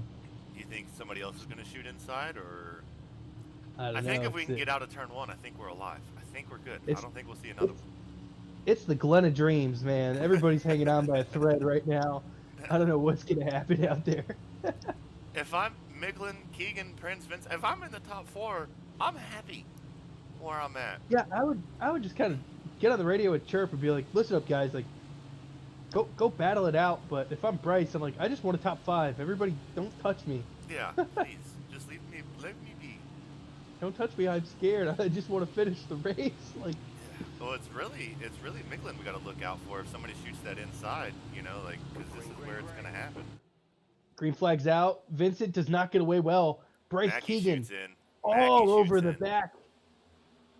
All over the back of the 31. Gives him a huge run into turn 1, and Miglin doors Bryce Keegan. And Terry Vincent, no. He lost the car. He's going to get down into the inside wall, and there goes his chances. He restarted first, and now he's battling Mackey. Vincent's in the wall. He's riding the wall. And now look at this. Bryce Keegan doesn't get away well. Chris Mackey just jumped into 3rd ahead of the 21, and now Terry Vincent's all over the 21. They're going to battle into the chicane. And Terry Vincent clips the grass. No, Terry Vincent and Bryce Keegan, they're wrecking. Keegan into the 45. No. Well, who did we want? Or who were we talking about? Because goddamn broadcasting curse came again. Oh my gosh. Let's see. So we're gonna start the here. 30, the 31 and the 31 and the 4 just pulled away, but that sequence of like Bryce Keegan getting doored by Miglin into turn number 1 just gave the 21 nowhere to hide. After I said, "Don't touch me," that's what I would have said on the radio. Then Bryce Keegan got pinballed that entire restart. That was unfortunate for him. That's going to really hurt his playoff chances now. God, I am so mad if I'm Bryce. And it's not even, I mean... Terry was all over the place. Yeah, Terry was doomed from the get-go. He got out of his comfort zone early. He got out of his comfort zone all the way back here, right? And then you can see, let's watch the restart. So right here, he punches it too early, gets it loose, so he gets back on the track, but now his tires has mud all over him. Now he's trying to keep it under him. Back onto the wall, has no grip, just slide in the mud. Just about the same thing is going to happen here. Trying to be aggressive because he knows this is the first time he's ever been in this spot today. Clips him. Yeah, Bryce has got pretty big damage. The 45's got damage. I don't know if Bryce has another fast repair in the bank. I do not believe so. And there he is side by side as he's going to drive around Terry Vincent. Definitely angry if I'm the 21 there. That's just pain behind the wheel. Yeah, that's unfortunate.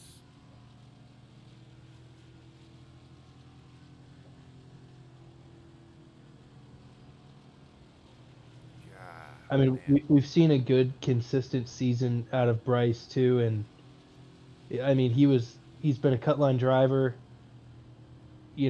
without that race win, couldn't secure it, and he really needed those points.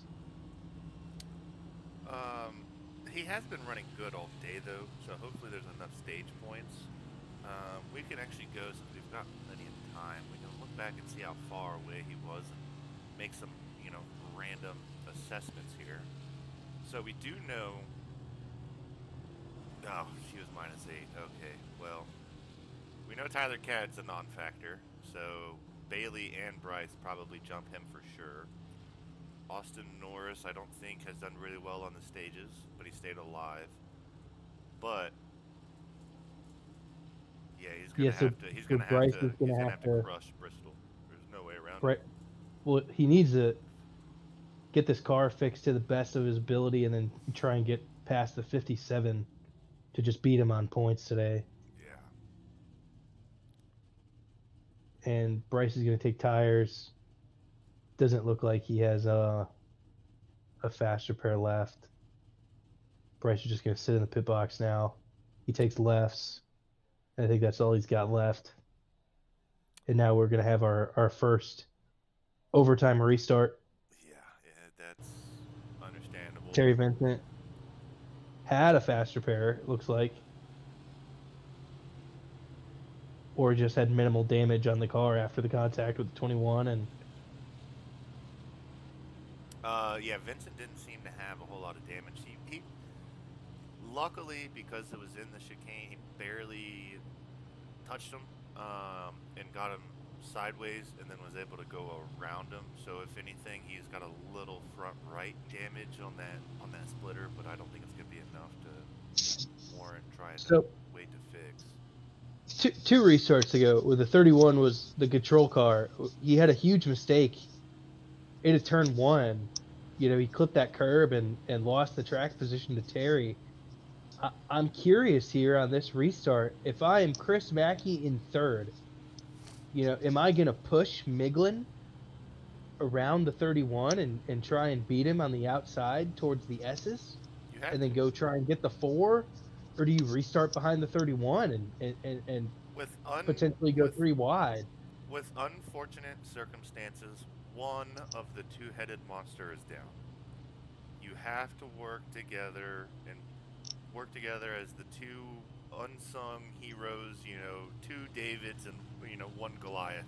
You've gotta work together and let Prince take that high line, and you gotta try to get down and try to get around him as quickly as possible. Well, actually, Chris Mackey doesn't have a choice, because it's not a choose roll for the field, it's just for the leader.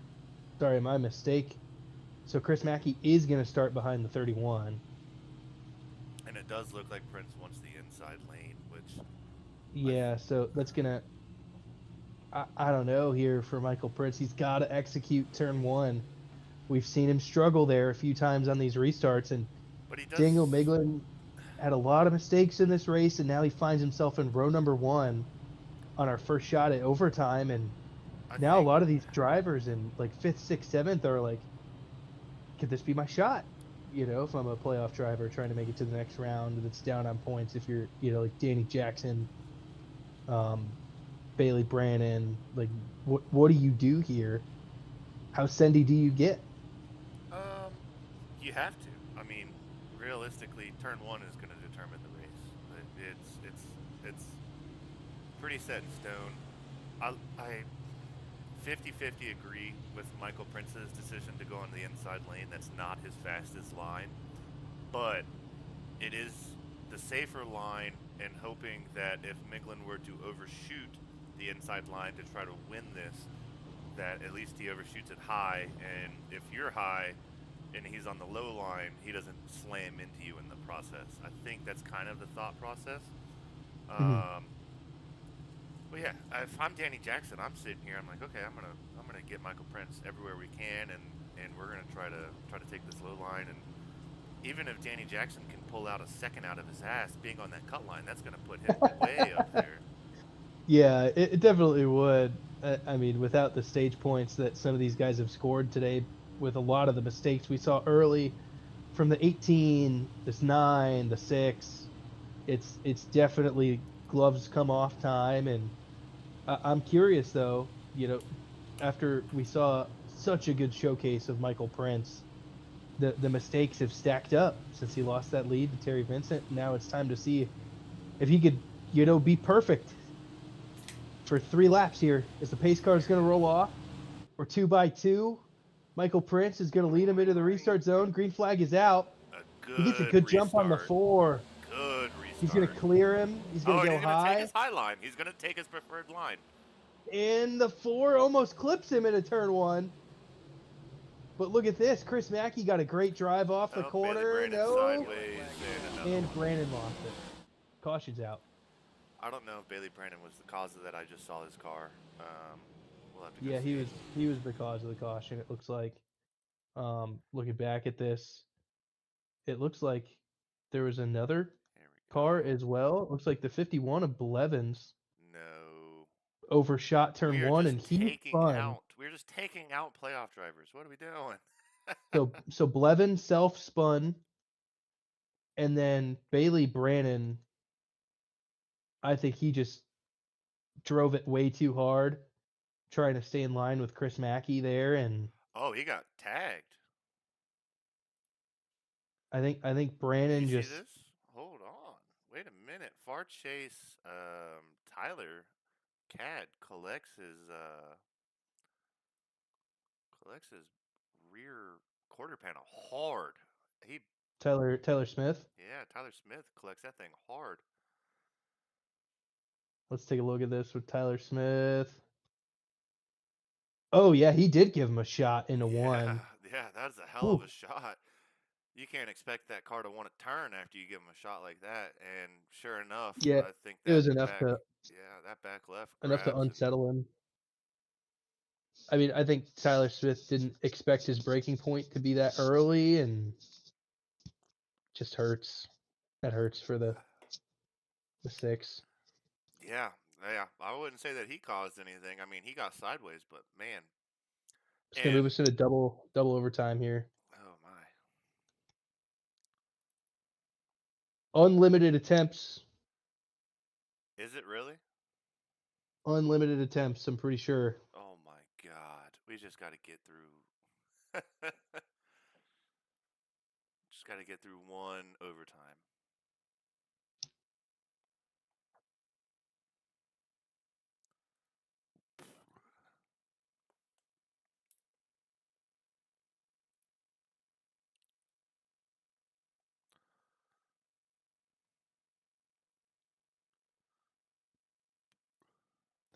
This is one of the most interesting races I think we've covered this season. I have not expected this level of desperation from some of these drivers that we're seeing. It's out there. I'm really surprised with the way that the 40, reacted. I think he's usually one of the coolest that could be guys behind the wheel, and I think now that it's playoff time, we're seeing, one of the first true mistakes we've seen out of him, all season that's really affected him. Mr. Cool. Mr. Cool. That self spin turned into the yellow, which then turned into, him like with that huge move of just total desperation up the inside, and same thing with Terry Vincent. I'm gonna have to take another jab break. Why don't you tell us about Chop House Restorations one more time? All right, I got you.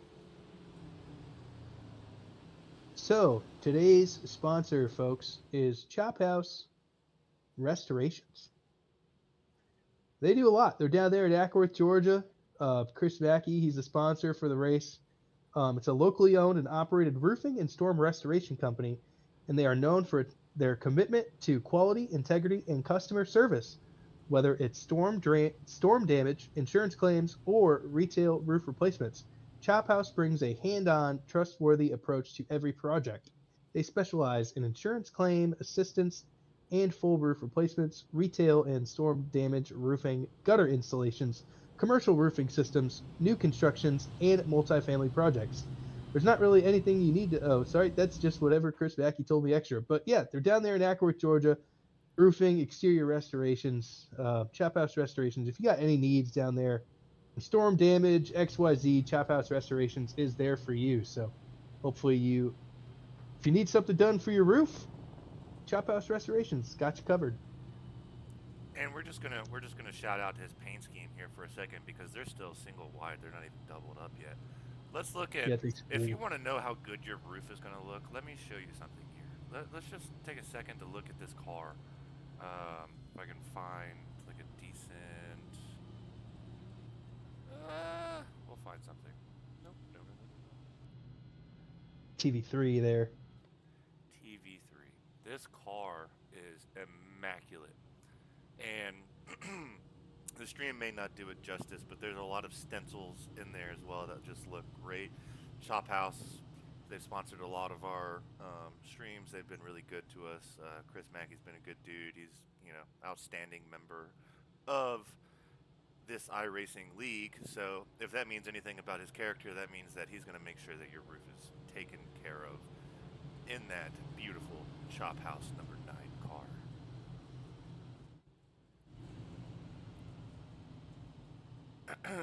And now we are doubled up, so at least we got another minute or two, and then we're gonna hope.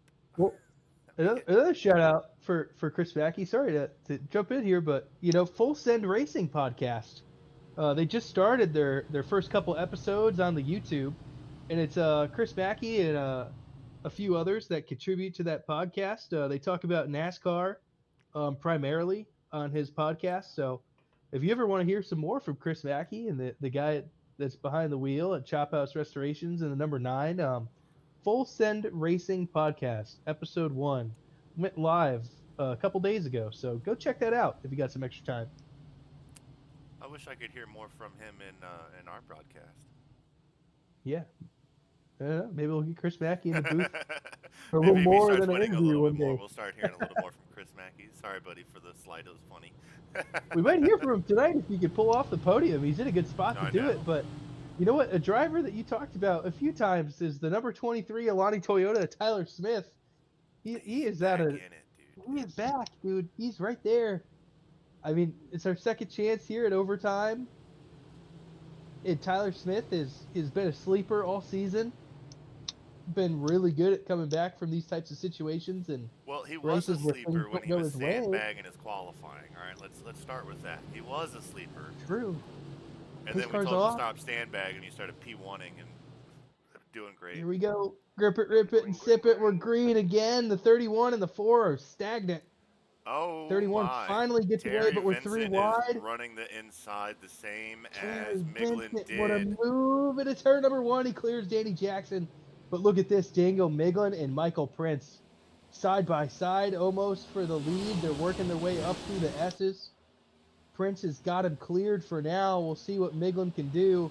But Prince has a great corner. Tyler Smith was able to get ahead of Chris Mackey, and the caution's out. Oh, my. Looks like Bailey Brannon, Austin Guerrero, and Brian Matthews. Brian Matthews is the key factor here.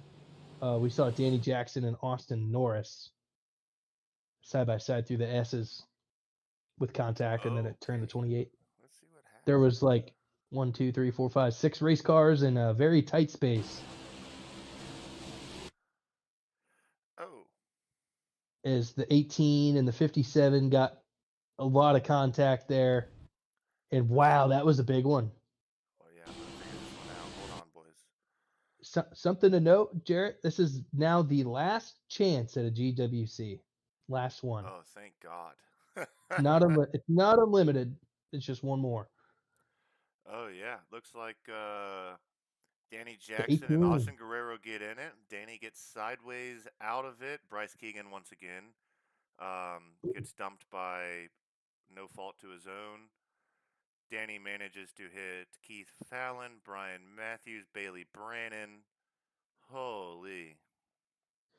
Good thing that these guys don't have to buy new cars in iRacing when they junk them up, because, man, they'd be losing a lot of money tonight. I tell you what, I keep buying these tracks to watch these races. I don't know who's really winning here. Man, oh, man, that was... Wow. Reckon. Golly. What is this? Caution number what? Uh, My dog's getting we're in mad. double digits at this point. Yeah, We there's had been one through a stage few. 1. We had like 2 on stage 2, and I think we're now in the double digits. Yeah, well, Michael Prince needs to do it one more time. I mean, the playbook though is starting to thin out for how he's going to run these restarts. He's got to execute one more good restart to get ahead of Daniel Miglin, and now Tyler Smith able to get ahead of Chris Mackey. But look at what this has done. It's moved Terry Vincent all the way up to fourth, and he's going to be starting behind Miglin in row number 2. I mean, the way that this race has gone for the one, I know he's not going to back down. He's gonna drive the crap out of this car.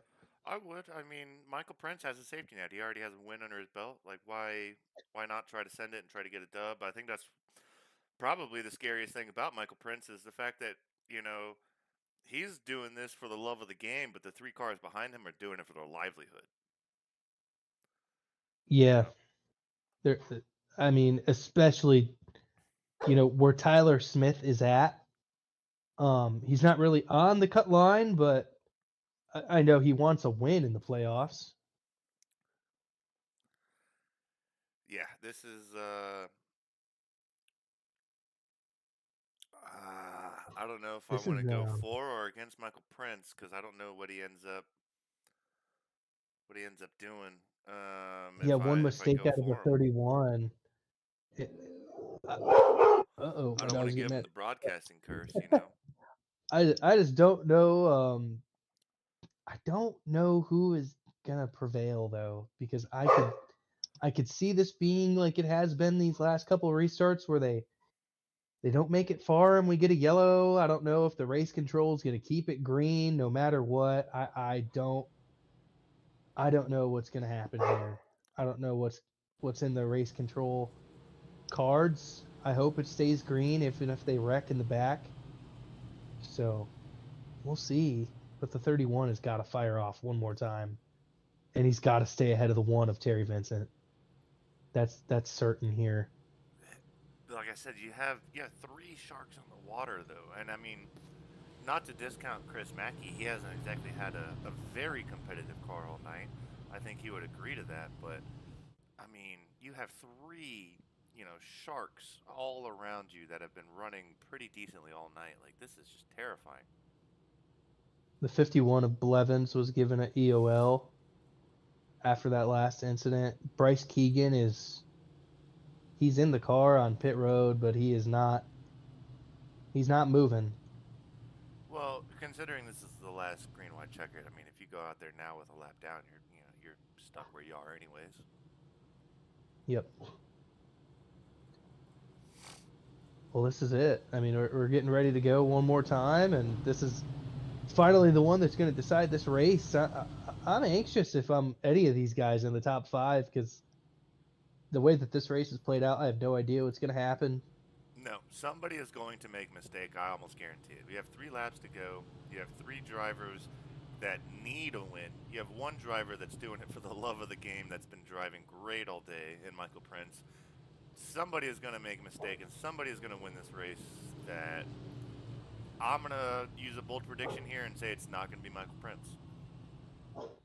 Yeah, I agree with you, but this is an odd circumstance because I feel like all season long, there's been some sort of asterisk next to a Michael Prince win, whether he raced somebody really hard or he made a move, and guys have never been content.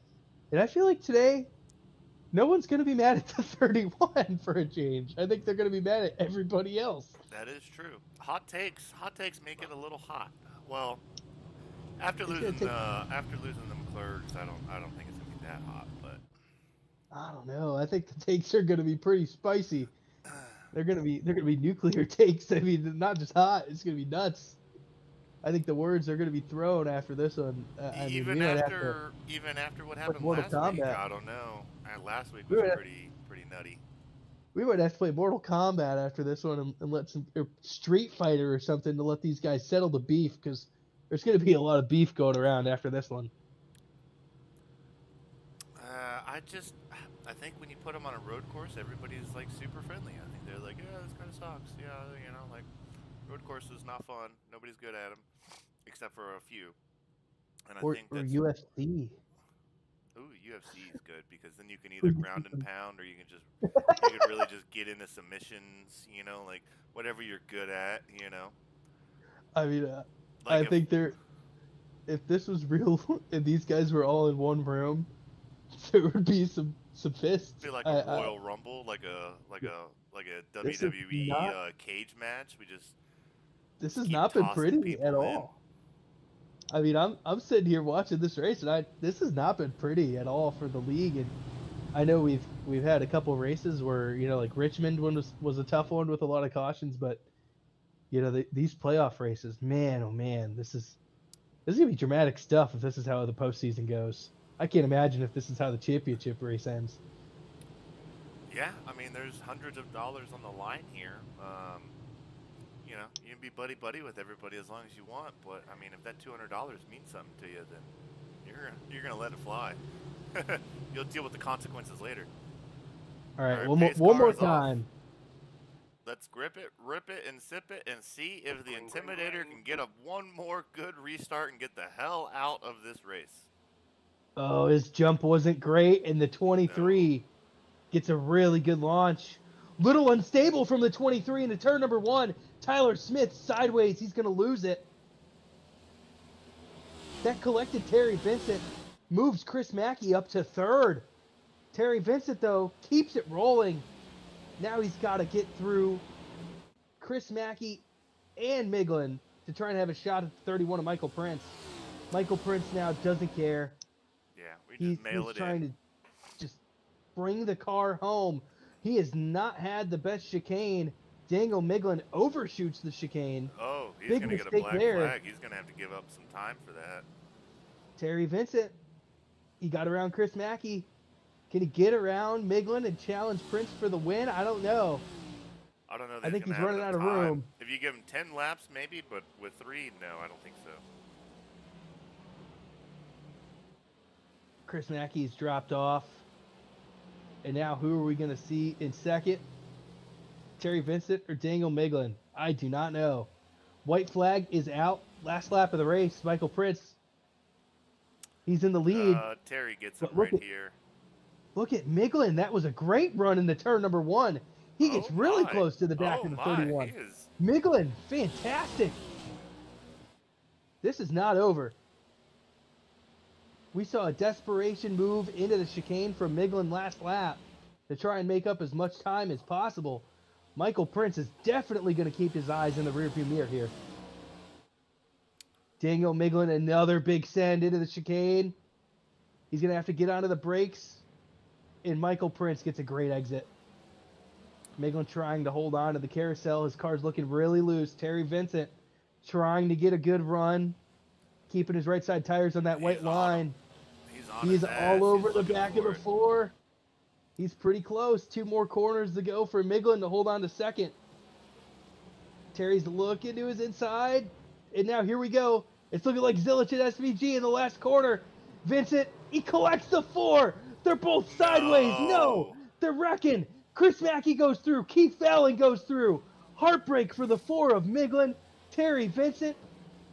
Oh my gosh. Wow. Michael Prince, your race winner. Gee. We're going to have to run that one back Mackey. one more time. Cinderella story for a second. Keith Fallon. After the mistake, again and again, he gets 3rd. But Michael Prince wins the day. Starts in last, finishes 1st. Drove through the field, battled for the win. After all the restarts, the 31 of Michael Prince is victorious. But the drama for 2nd place. And this is where Vincent's trying to push himself, do everything he can, and oh man, Miglin squeezes him down. Look at this. That is a brutal squeeze. It right was here by just the 4. Like, he's like, hey man, I'm already here. Where do you want me to go? It was just like Zillich and SVG. So now we're both sideways. Congratulations. We're both sideways. Yeah, he just didn't give Terry any room. I mean, I know Terry's trying to get alongside of him and go for it all, but that's tough. That is. So That is so then, tough.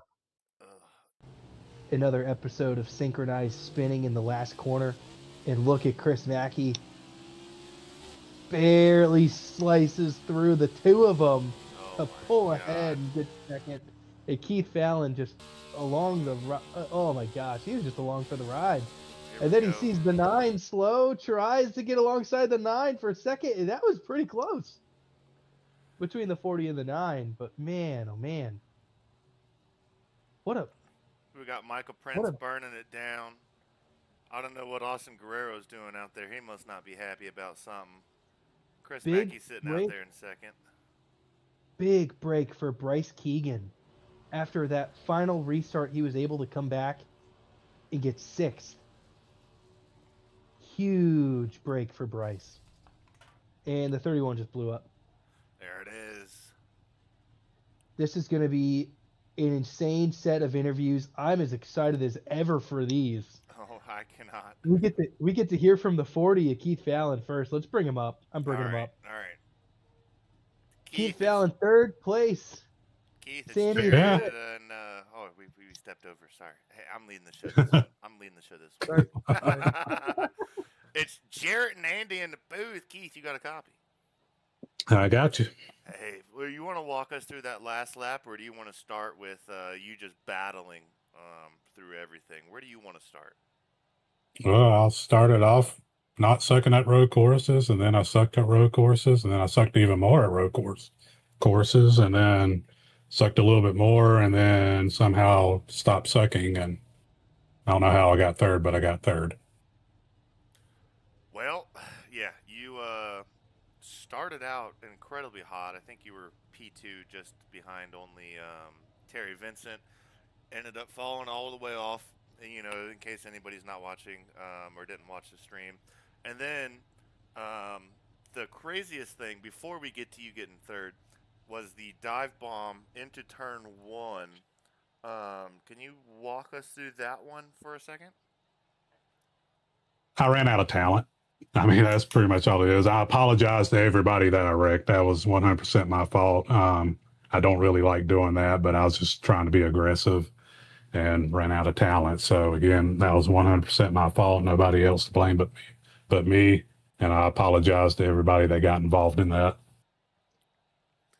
Yeah, I get the desperation there on that move. Like I noticed like you wrecked there, like, and then you had that incident where you like drove off into the gravel, and I was like, I know Keith has had a pretty darn good day behind the wheel, and I was like, that dude is not happy. And then we saw I said it was a bonsai run into turn number 1, and I was like, oh my gosh, you were so close to pulling it off too, and it's tough. It's a tough move to do, and I mean, you're one of the few guys to try it. Nobody really thought of it all race, and I don't absolutely hate the move. I knew it was a little bit of desperation to try and get the spots back, but it was so close, but yet so far to getting it done. So I don't completely hate it. I don't think it's the worst move in the world. No, and what I loved that what you actually did is you didn't play '07, NASCAR Heat bumper cars. You were on the brakes. You just scared the shit out of Tyler Smith to get him into whatever car was high of him. And ended up, it still was the same outcome, but it wasn't like you were going to literally bumper car anybody by any means. No, and I mean, these road courses is so hard to pass. Watkins Glen definitely has very few passing zones, especially that I'm halfway decent in. I know the bus stop I'm absolutely terrible at.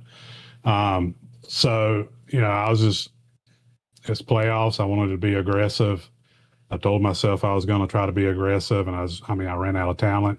If I would have pulled it off, it would have been one hell of a highlight reel, but just the talent part wasn't there. Well, the talent got you third, all right? So I think that is that's pretty impressive within itself. That's going to help a lot for the playoff picture. Are you excited for Bristol? Scared for Bristol? What are we looking at? Well, think I'm excited now. I think I should, especially the way I finished in the stage, be looking real pretty to move on to the next round. Hopefully, I'm already locked in. We'll have to see how the points are. But I feel pretty comfortable. Bristol, I like Bristol.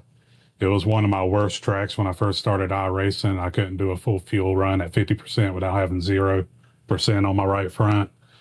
But I've gotten a lot better at that track, and it's actually one of my favorite tracks. Just the diamond, brother. Just got to take the diamond turns. You're ready to go. Rip the fence. I like the bottom. I'm a bottom feeder. I guess Oh, you could say I'm a Kevin Harvick kind of driver. right. I love bottom. I mean, people seen it the whole uh, season. Texas, I hug the bottom. Kansas, I was on the bottom. Yeah, it's just something I like to do. Well, All right. hey, congratulations to you. You started out hot. You started, P2. You had a rough go, had a couple of incidences, and still came back P3, brother. So once again, I don't even know how in the hell we move you out of anywhere in the power rankings. The top three are all pretty interchangeable, but for you to overcome the adversity of this track, get the EOL, go to the back, and then still finish third. Hats off to you, sir. I don't have anything else, Andy. You got anything you want to say to Keith before we get him out of here? No, I mean it was a good way to battle back. I know you didn't get back up there the way you completely wanted to, and I do appreciate, and I know guys will, like the apology for the mistake, but I wouldn't let it beat yourself up. Like continue to be aggressive, and those are the moves that are gonna make playoffs what they are, especially with you being a top contender all season. I I don't want to say don't apologize, but at the same time, I wouldn't let it beat me up. Just keep doing your thing, and I know that you'll find your way in victory lane on those 1.5 ovals because that's where, man, oh man, you're good, and I'm excited to see what the rest of the season has for you. All right, I appreciate it, and thank you to my dad. I'm sure he's either asleep by now or maybe he's watching. I don't know. He's old, but thank you to him. Thank you to y'all for putting on the broadcast. The admins for putting on the league. So far, it's been a very, very, very enjoyable league, especially compared to some I've been in. So huge shout out to them, and thank you to my wife for being patient with me with this and bringing me a beer. Hell yeah, brother. Hey, also, tell your dad to tell you that you suck next week, so that way you're gonna win it all. All right, because Yeah. that seems to be the ongoing theme here. So make sure he watches it back, and make sure he comes back and is like, "Hey, 90% of that race, you look like dog shit," and then you're gonna kill. You're gonna kill Bristol. Oh, he'll watch 100% the end of it out on his lunch break tomorrow. So, and I'll get a phone call from him tomorrow evening. Oh, good, because I was completely the one controlling all of the cameras and everything. So ask him for me as well what he thought of all of the cameras and shit. I'm gonna need All right, that will do. feedback as well. All right, Keith. All right, we got to get up number 2 now. We got to get in Chris. Keith, take it easy, brother. All right, thanks, and congrats to Chris on making P2 Oh, hell later. yeah. All right, so I'm gonna bring Chris up, and then I'm gonna talk about Chop House for a second, and then hopefully he doesn't like step over. All right. All right, so next up at number 2, we have the sponsor of the race, Chop House Restorations, which we talked about a little bit on the stream, or quite a bit on the stream. Beautiful car, beautiful number 9. Does a great job with everything that you need roofing wise. If he does half an ass job of roofing that he does with designing his car, I guarantee you're gonna have the best roof in all of Georgia. Coming in second is Chris Mackey. Yes, sir. Yeah, I Hey. appreciate the kind words, man. Oh, of course, dude. That was a roller nice. coaster of a race, I'll tell you that. Yeah. We had talked about it a little bit. You were hovering in the 10 range for most of that race, and then the pit stop strategy on the endless amount of green white checkers seemed to keep you out front. And then you were like P5 until the end, until a couple of the leaders crashed. Walk us through what happened that last green white checkered. Yeah, yeah. It kind of sucked, man. Never got to really run on equal ground with everybody. But as soon as we gridded up, my force feedback stopped working. So that's why I came down pit road the first lap, was trying to fix it, and then didn't fix it. So ran the whole first stage, no force feedback, and after practicing all week with feedback, and then the beginning, very green flag of the race, not having any, it was definitely it threw a curveball at me, man. I ended up spinning out, getting some damage, going a lap down, and halfway through stage 2 was able to finally get the force feedback to start working. And then to add on to that, the first pit stop, I was down a set of tires because the first lap, whenever I came down to try to fix the force feedback, I was panicking. I didn't click my tires or my fast repair or anything off. So it took my tires and all that. So it was crazy, but I was just glad to survive, man. I mean, obviously I didn't have anything for any of those guys up front. Just trying to be patient and not cause an accident. That's kind of been my thing all year. You know, I'm not a guy to really try to get in a bunch of incidents and stuff, and it pays off on days like today when there's chaos happening, when you're able to just kind of mind your own business and get through the chaos. And I don't know how I split Miglin and Vincent Terry when they spun off the last corner, and I don't know how. We saw it. It was insane. Yeah, so that was threading the needle, dude. That was as close as it gets. And when the sea parted and you just like saw the start finish line, I'm sure you had a big sigh of relief there. Oh yeah. It was definitely like, whew. So that's I don't count Chicago as a road course because that thing is crazy. But so Road Atlanta, second place. Watkins Glen, second place. We sponsored both races. We took home second both races. So, good day. Moving on to Bristol. Hopefully with I think I should have kept my gap decent. I know I probably lost some ground with no stage points, but hopefully the finish can help that out. So. Absolutely. Andy, you got anything? I got one more question, but I'm gonna let you get one in. No, I just want to say that I absolutely commend you for, I didn't know that's what happened in stage 1. I thought like we were confused on why you were on pit road. So to know you had 0 force feedback and that you bounced back from that is pretty incredible. Like that shows a lot of just overall patience at a road course. So the fact that you were able to kind of rally back to that and then still get second place is remarkable. And then battling through all the guys around you that were pretty aggressive and keeping a level head on your shoulders. I don't know how you did it. And then just getting that last corner and, seeing the start finish line, you get second, I'm sure was just like, holy shit, that was nuts. It was for sure a relief, man. I'll tell you what, I've never had to run. I mean, I guess ever since I've started iRacing, like I at least had a Logitech that had something on the wheel. I've never had to run a race with like no force feedback. So, and a road course, let alone, I had to relearn how to drive the track the whole first stage, and then get into the second stage, and now the force feedback comes back, and now I've got to go back to how I was driving before. It was definitely something that to be patient with, and I'm just glad to be able to finish it and bring it home, man. I heard you guys talking about it, saying I got maybe I had a penalty or something, and I just wanted to make sure I let you guys know that the force feedback didn't work. We were so confused. We were like, what's going on? Oh man, I was panicking. It literally, I did not realize it until we were coming out of the bus stop on like the one to go lap.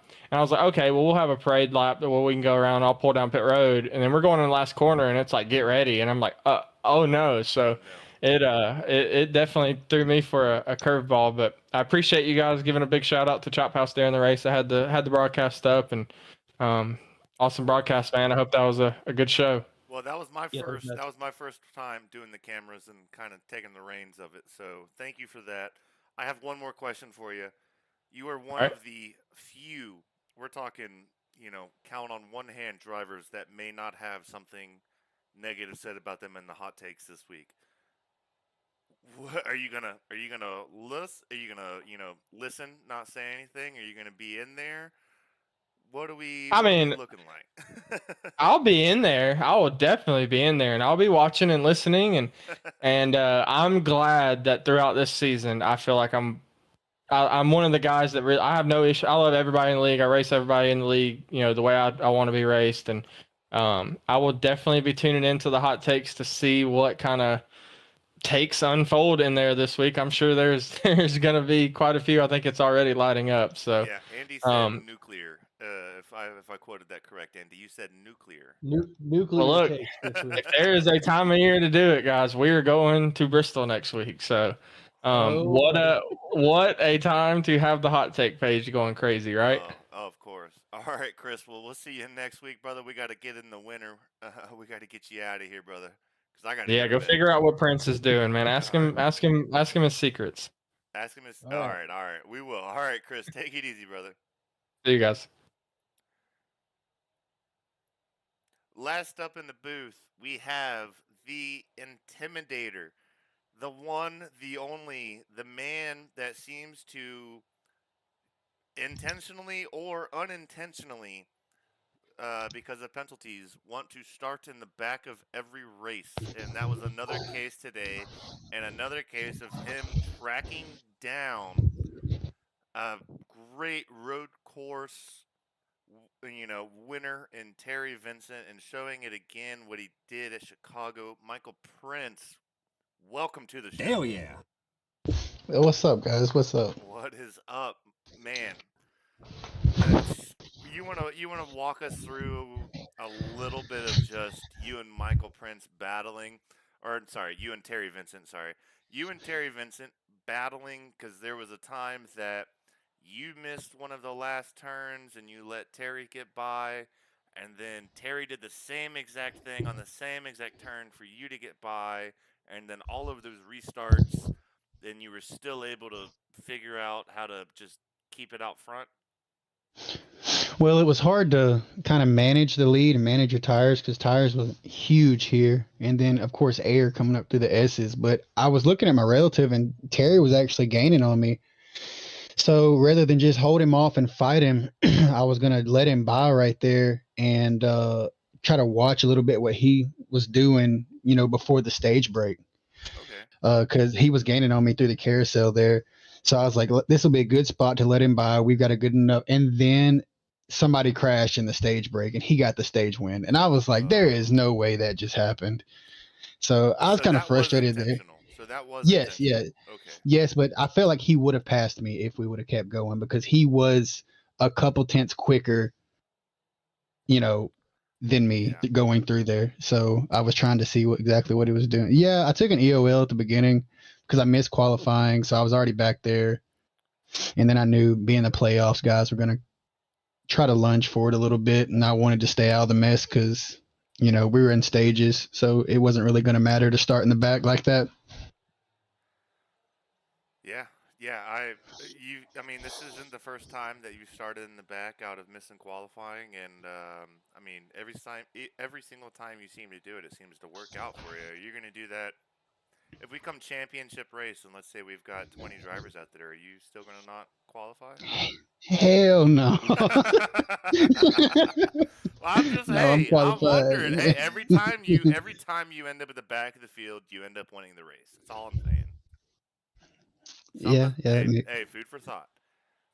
Andy, what do you got? Take a look at it.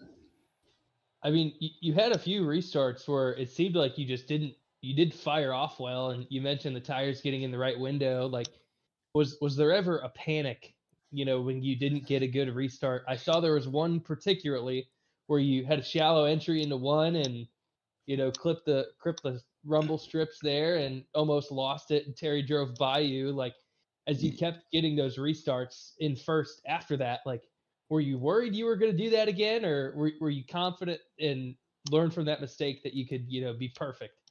Yeah, you called it right. During the stream, I actually did exactly that. I put my tires too far in there, and it got loose on me, and almost did what Terry done the following restart. But I actually played my cards way too early because when I restarted beside Terry, he was in second, and he didn't know, I don't believe, you could start in first. So that's when I got that great jump on Terry. But then after that, everybody started starting in first. So I was like, oh, great. Played my cards way too early. That's funny. What do you, well, I mean, you've already locked in yourself into just about the goddamn Final Four at this point. What are you looking for at Bristol? I mean, are you even going to show up? What are we doing here? Oh, no, we're going to try to go get a win. Try to be somewhat aggressive and try to help my teammate out, Cad. I think he's right on the cut line. He may have to have a win, so Yeah, so I don't want you to speak for CAD because that's bad journalism. But CAD did end up leaving the race fairly early. Street courses, Watkins Glen probably not his thing. He ended up leaving early. Did you guys have any discussions in the chat about, you know, what was going on or no, not really. I don't really know even what happened. I actually learned from the stream that he left, so I think he had wrecked, just DNF, and he was frustrated and done. Had damage that he didn't really, care to repair at that point. But my question is for you. You're definitely locked into the next round. But what race do you have circled in the round of 8? Because this first round you had a 1.5 mile oval, a road course, and a short track. Next round we've got 2 intermediates and a super speedway. So completely different wheelhouse than what you've won these first 2 races. Where do you see your best chances at the round of 8 to lock yourself officially into the championship for? Is it Darlington, Talladega, or Homestead? I like Darlington. It's unique. Probably half the field's going to wipe out that right side on the wall, so may start from the rear there. But Dega, I may just skip Dega altogether because that's going to be a cluster. Yeah. you just qualify well and just never get off of the yellow line? You'll be great. Yeah. You're guaranteed P3 or better if you just never get off of the yellow line. I promise. Or just voluntarily be the pusher. I feel like whenever you're the pusher, like the guy in front of you makes a bad block and they wreck, and then you're able to capitalize, or he doesn't, and you just push him to the win and get second or third. So I mean, I feel like being the pusher at Dega is honestly the best move if you could, lock yourself in at Darlington. So hopefully you have, a good run at Bristol next week and you can enjoy it. And it's a good ease of mind winning the first 2 races in the playoffs. But that round of 8, I feel like you'll definitely have to step it up again, and hopefully you can get back in the same rhythm or not even lose it and just continue to win out. So any shout outs you want to make before we get you out of here tonight? Really, the whole field for racing me clean.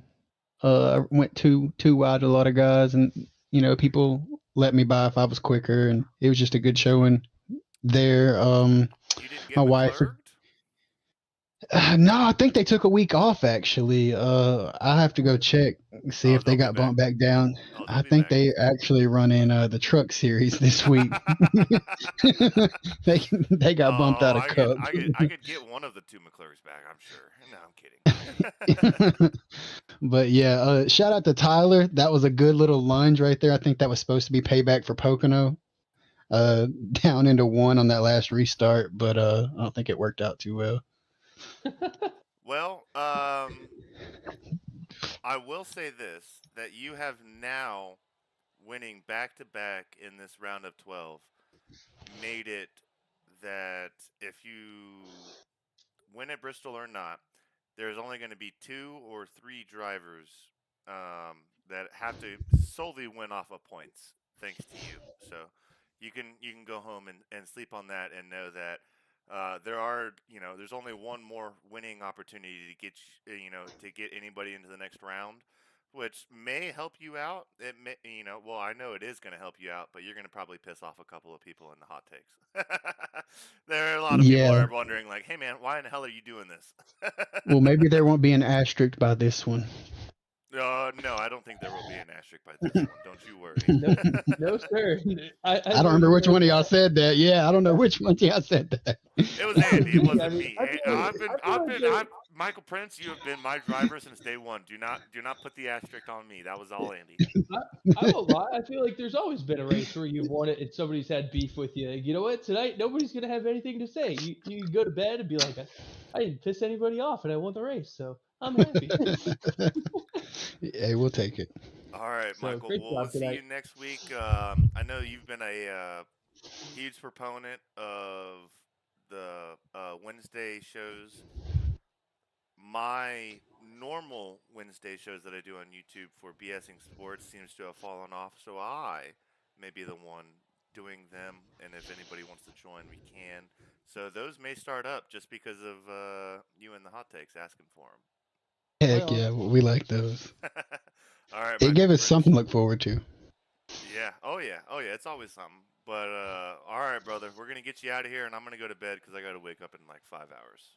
All right, brother. All right. Great race. And that's gonna do it for the stream. Andy, you got anything else you want to say? No, thanks everybody for tuning in each week. We appreciate the views. We appreciate everybody that supports the stream. We hope you guys enjoyed the race tonight.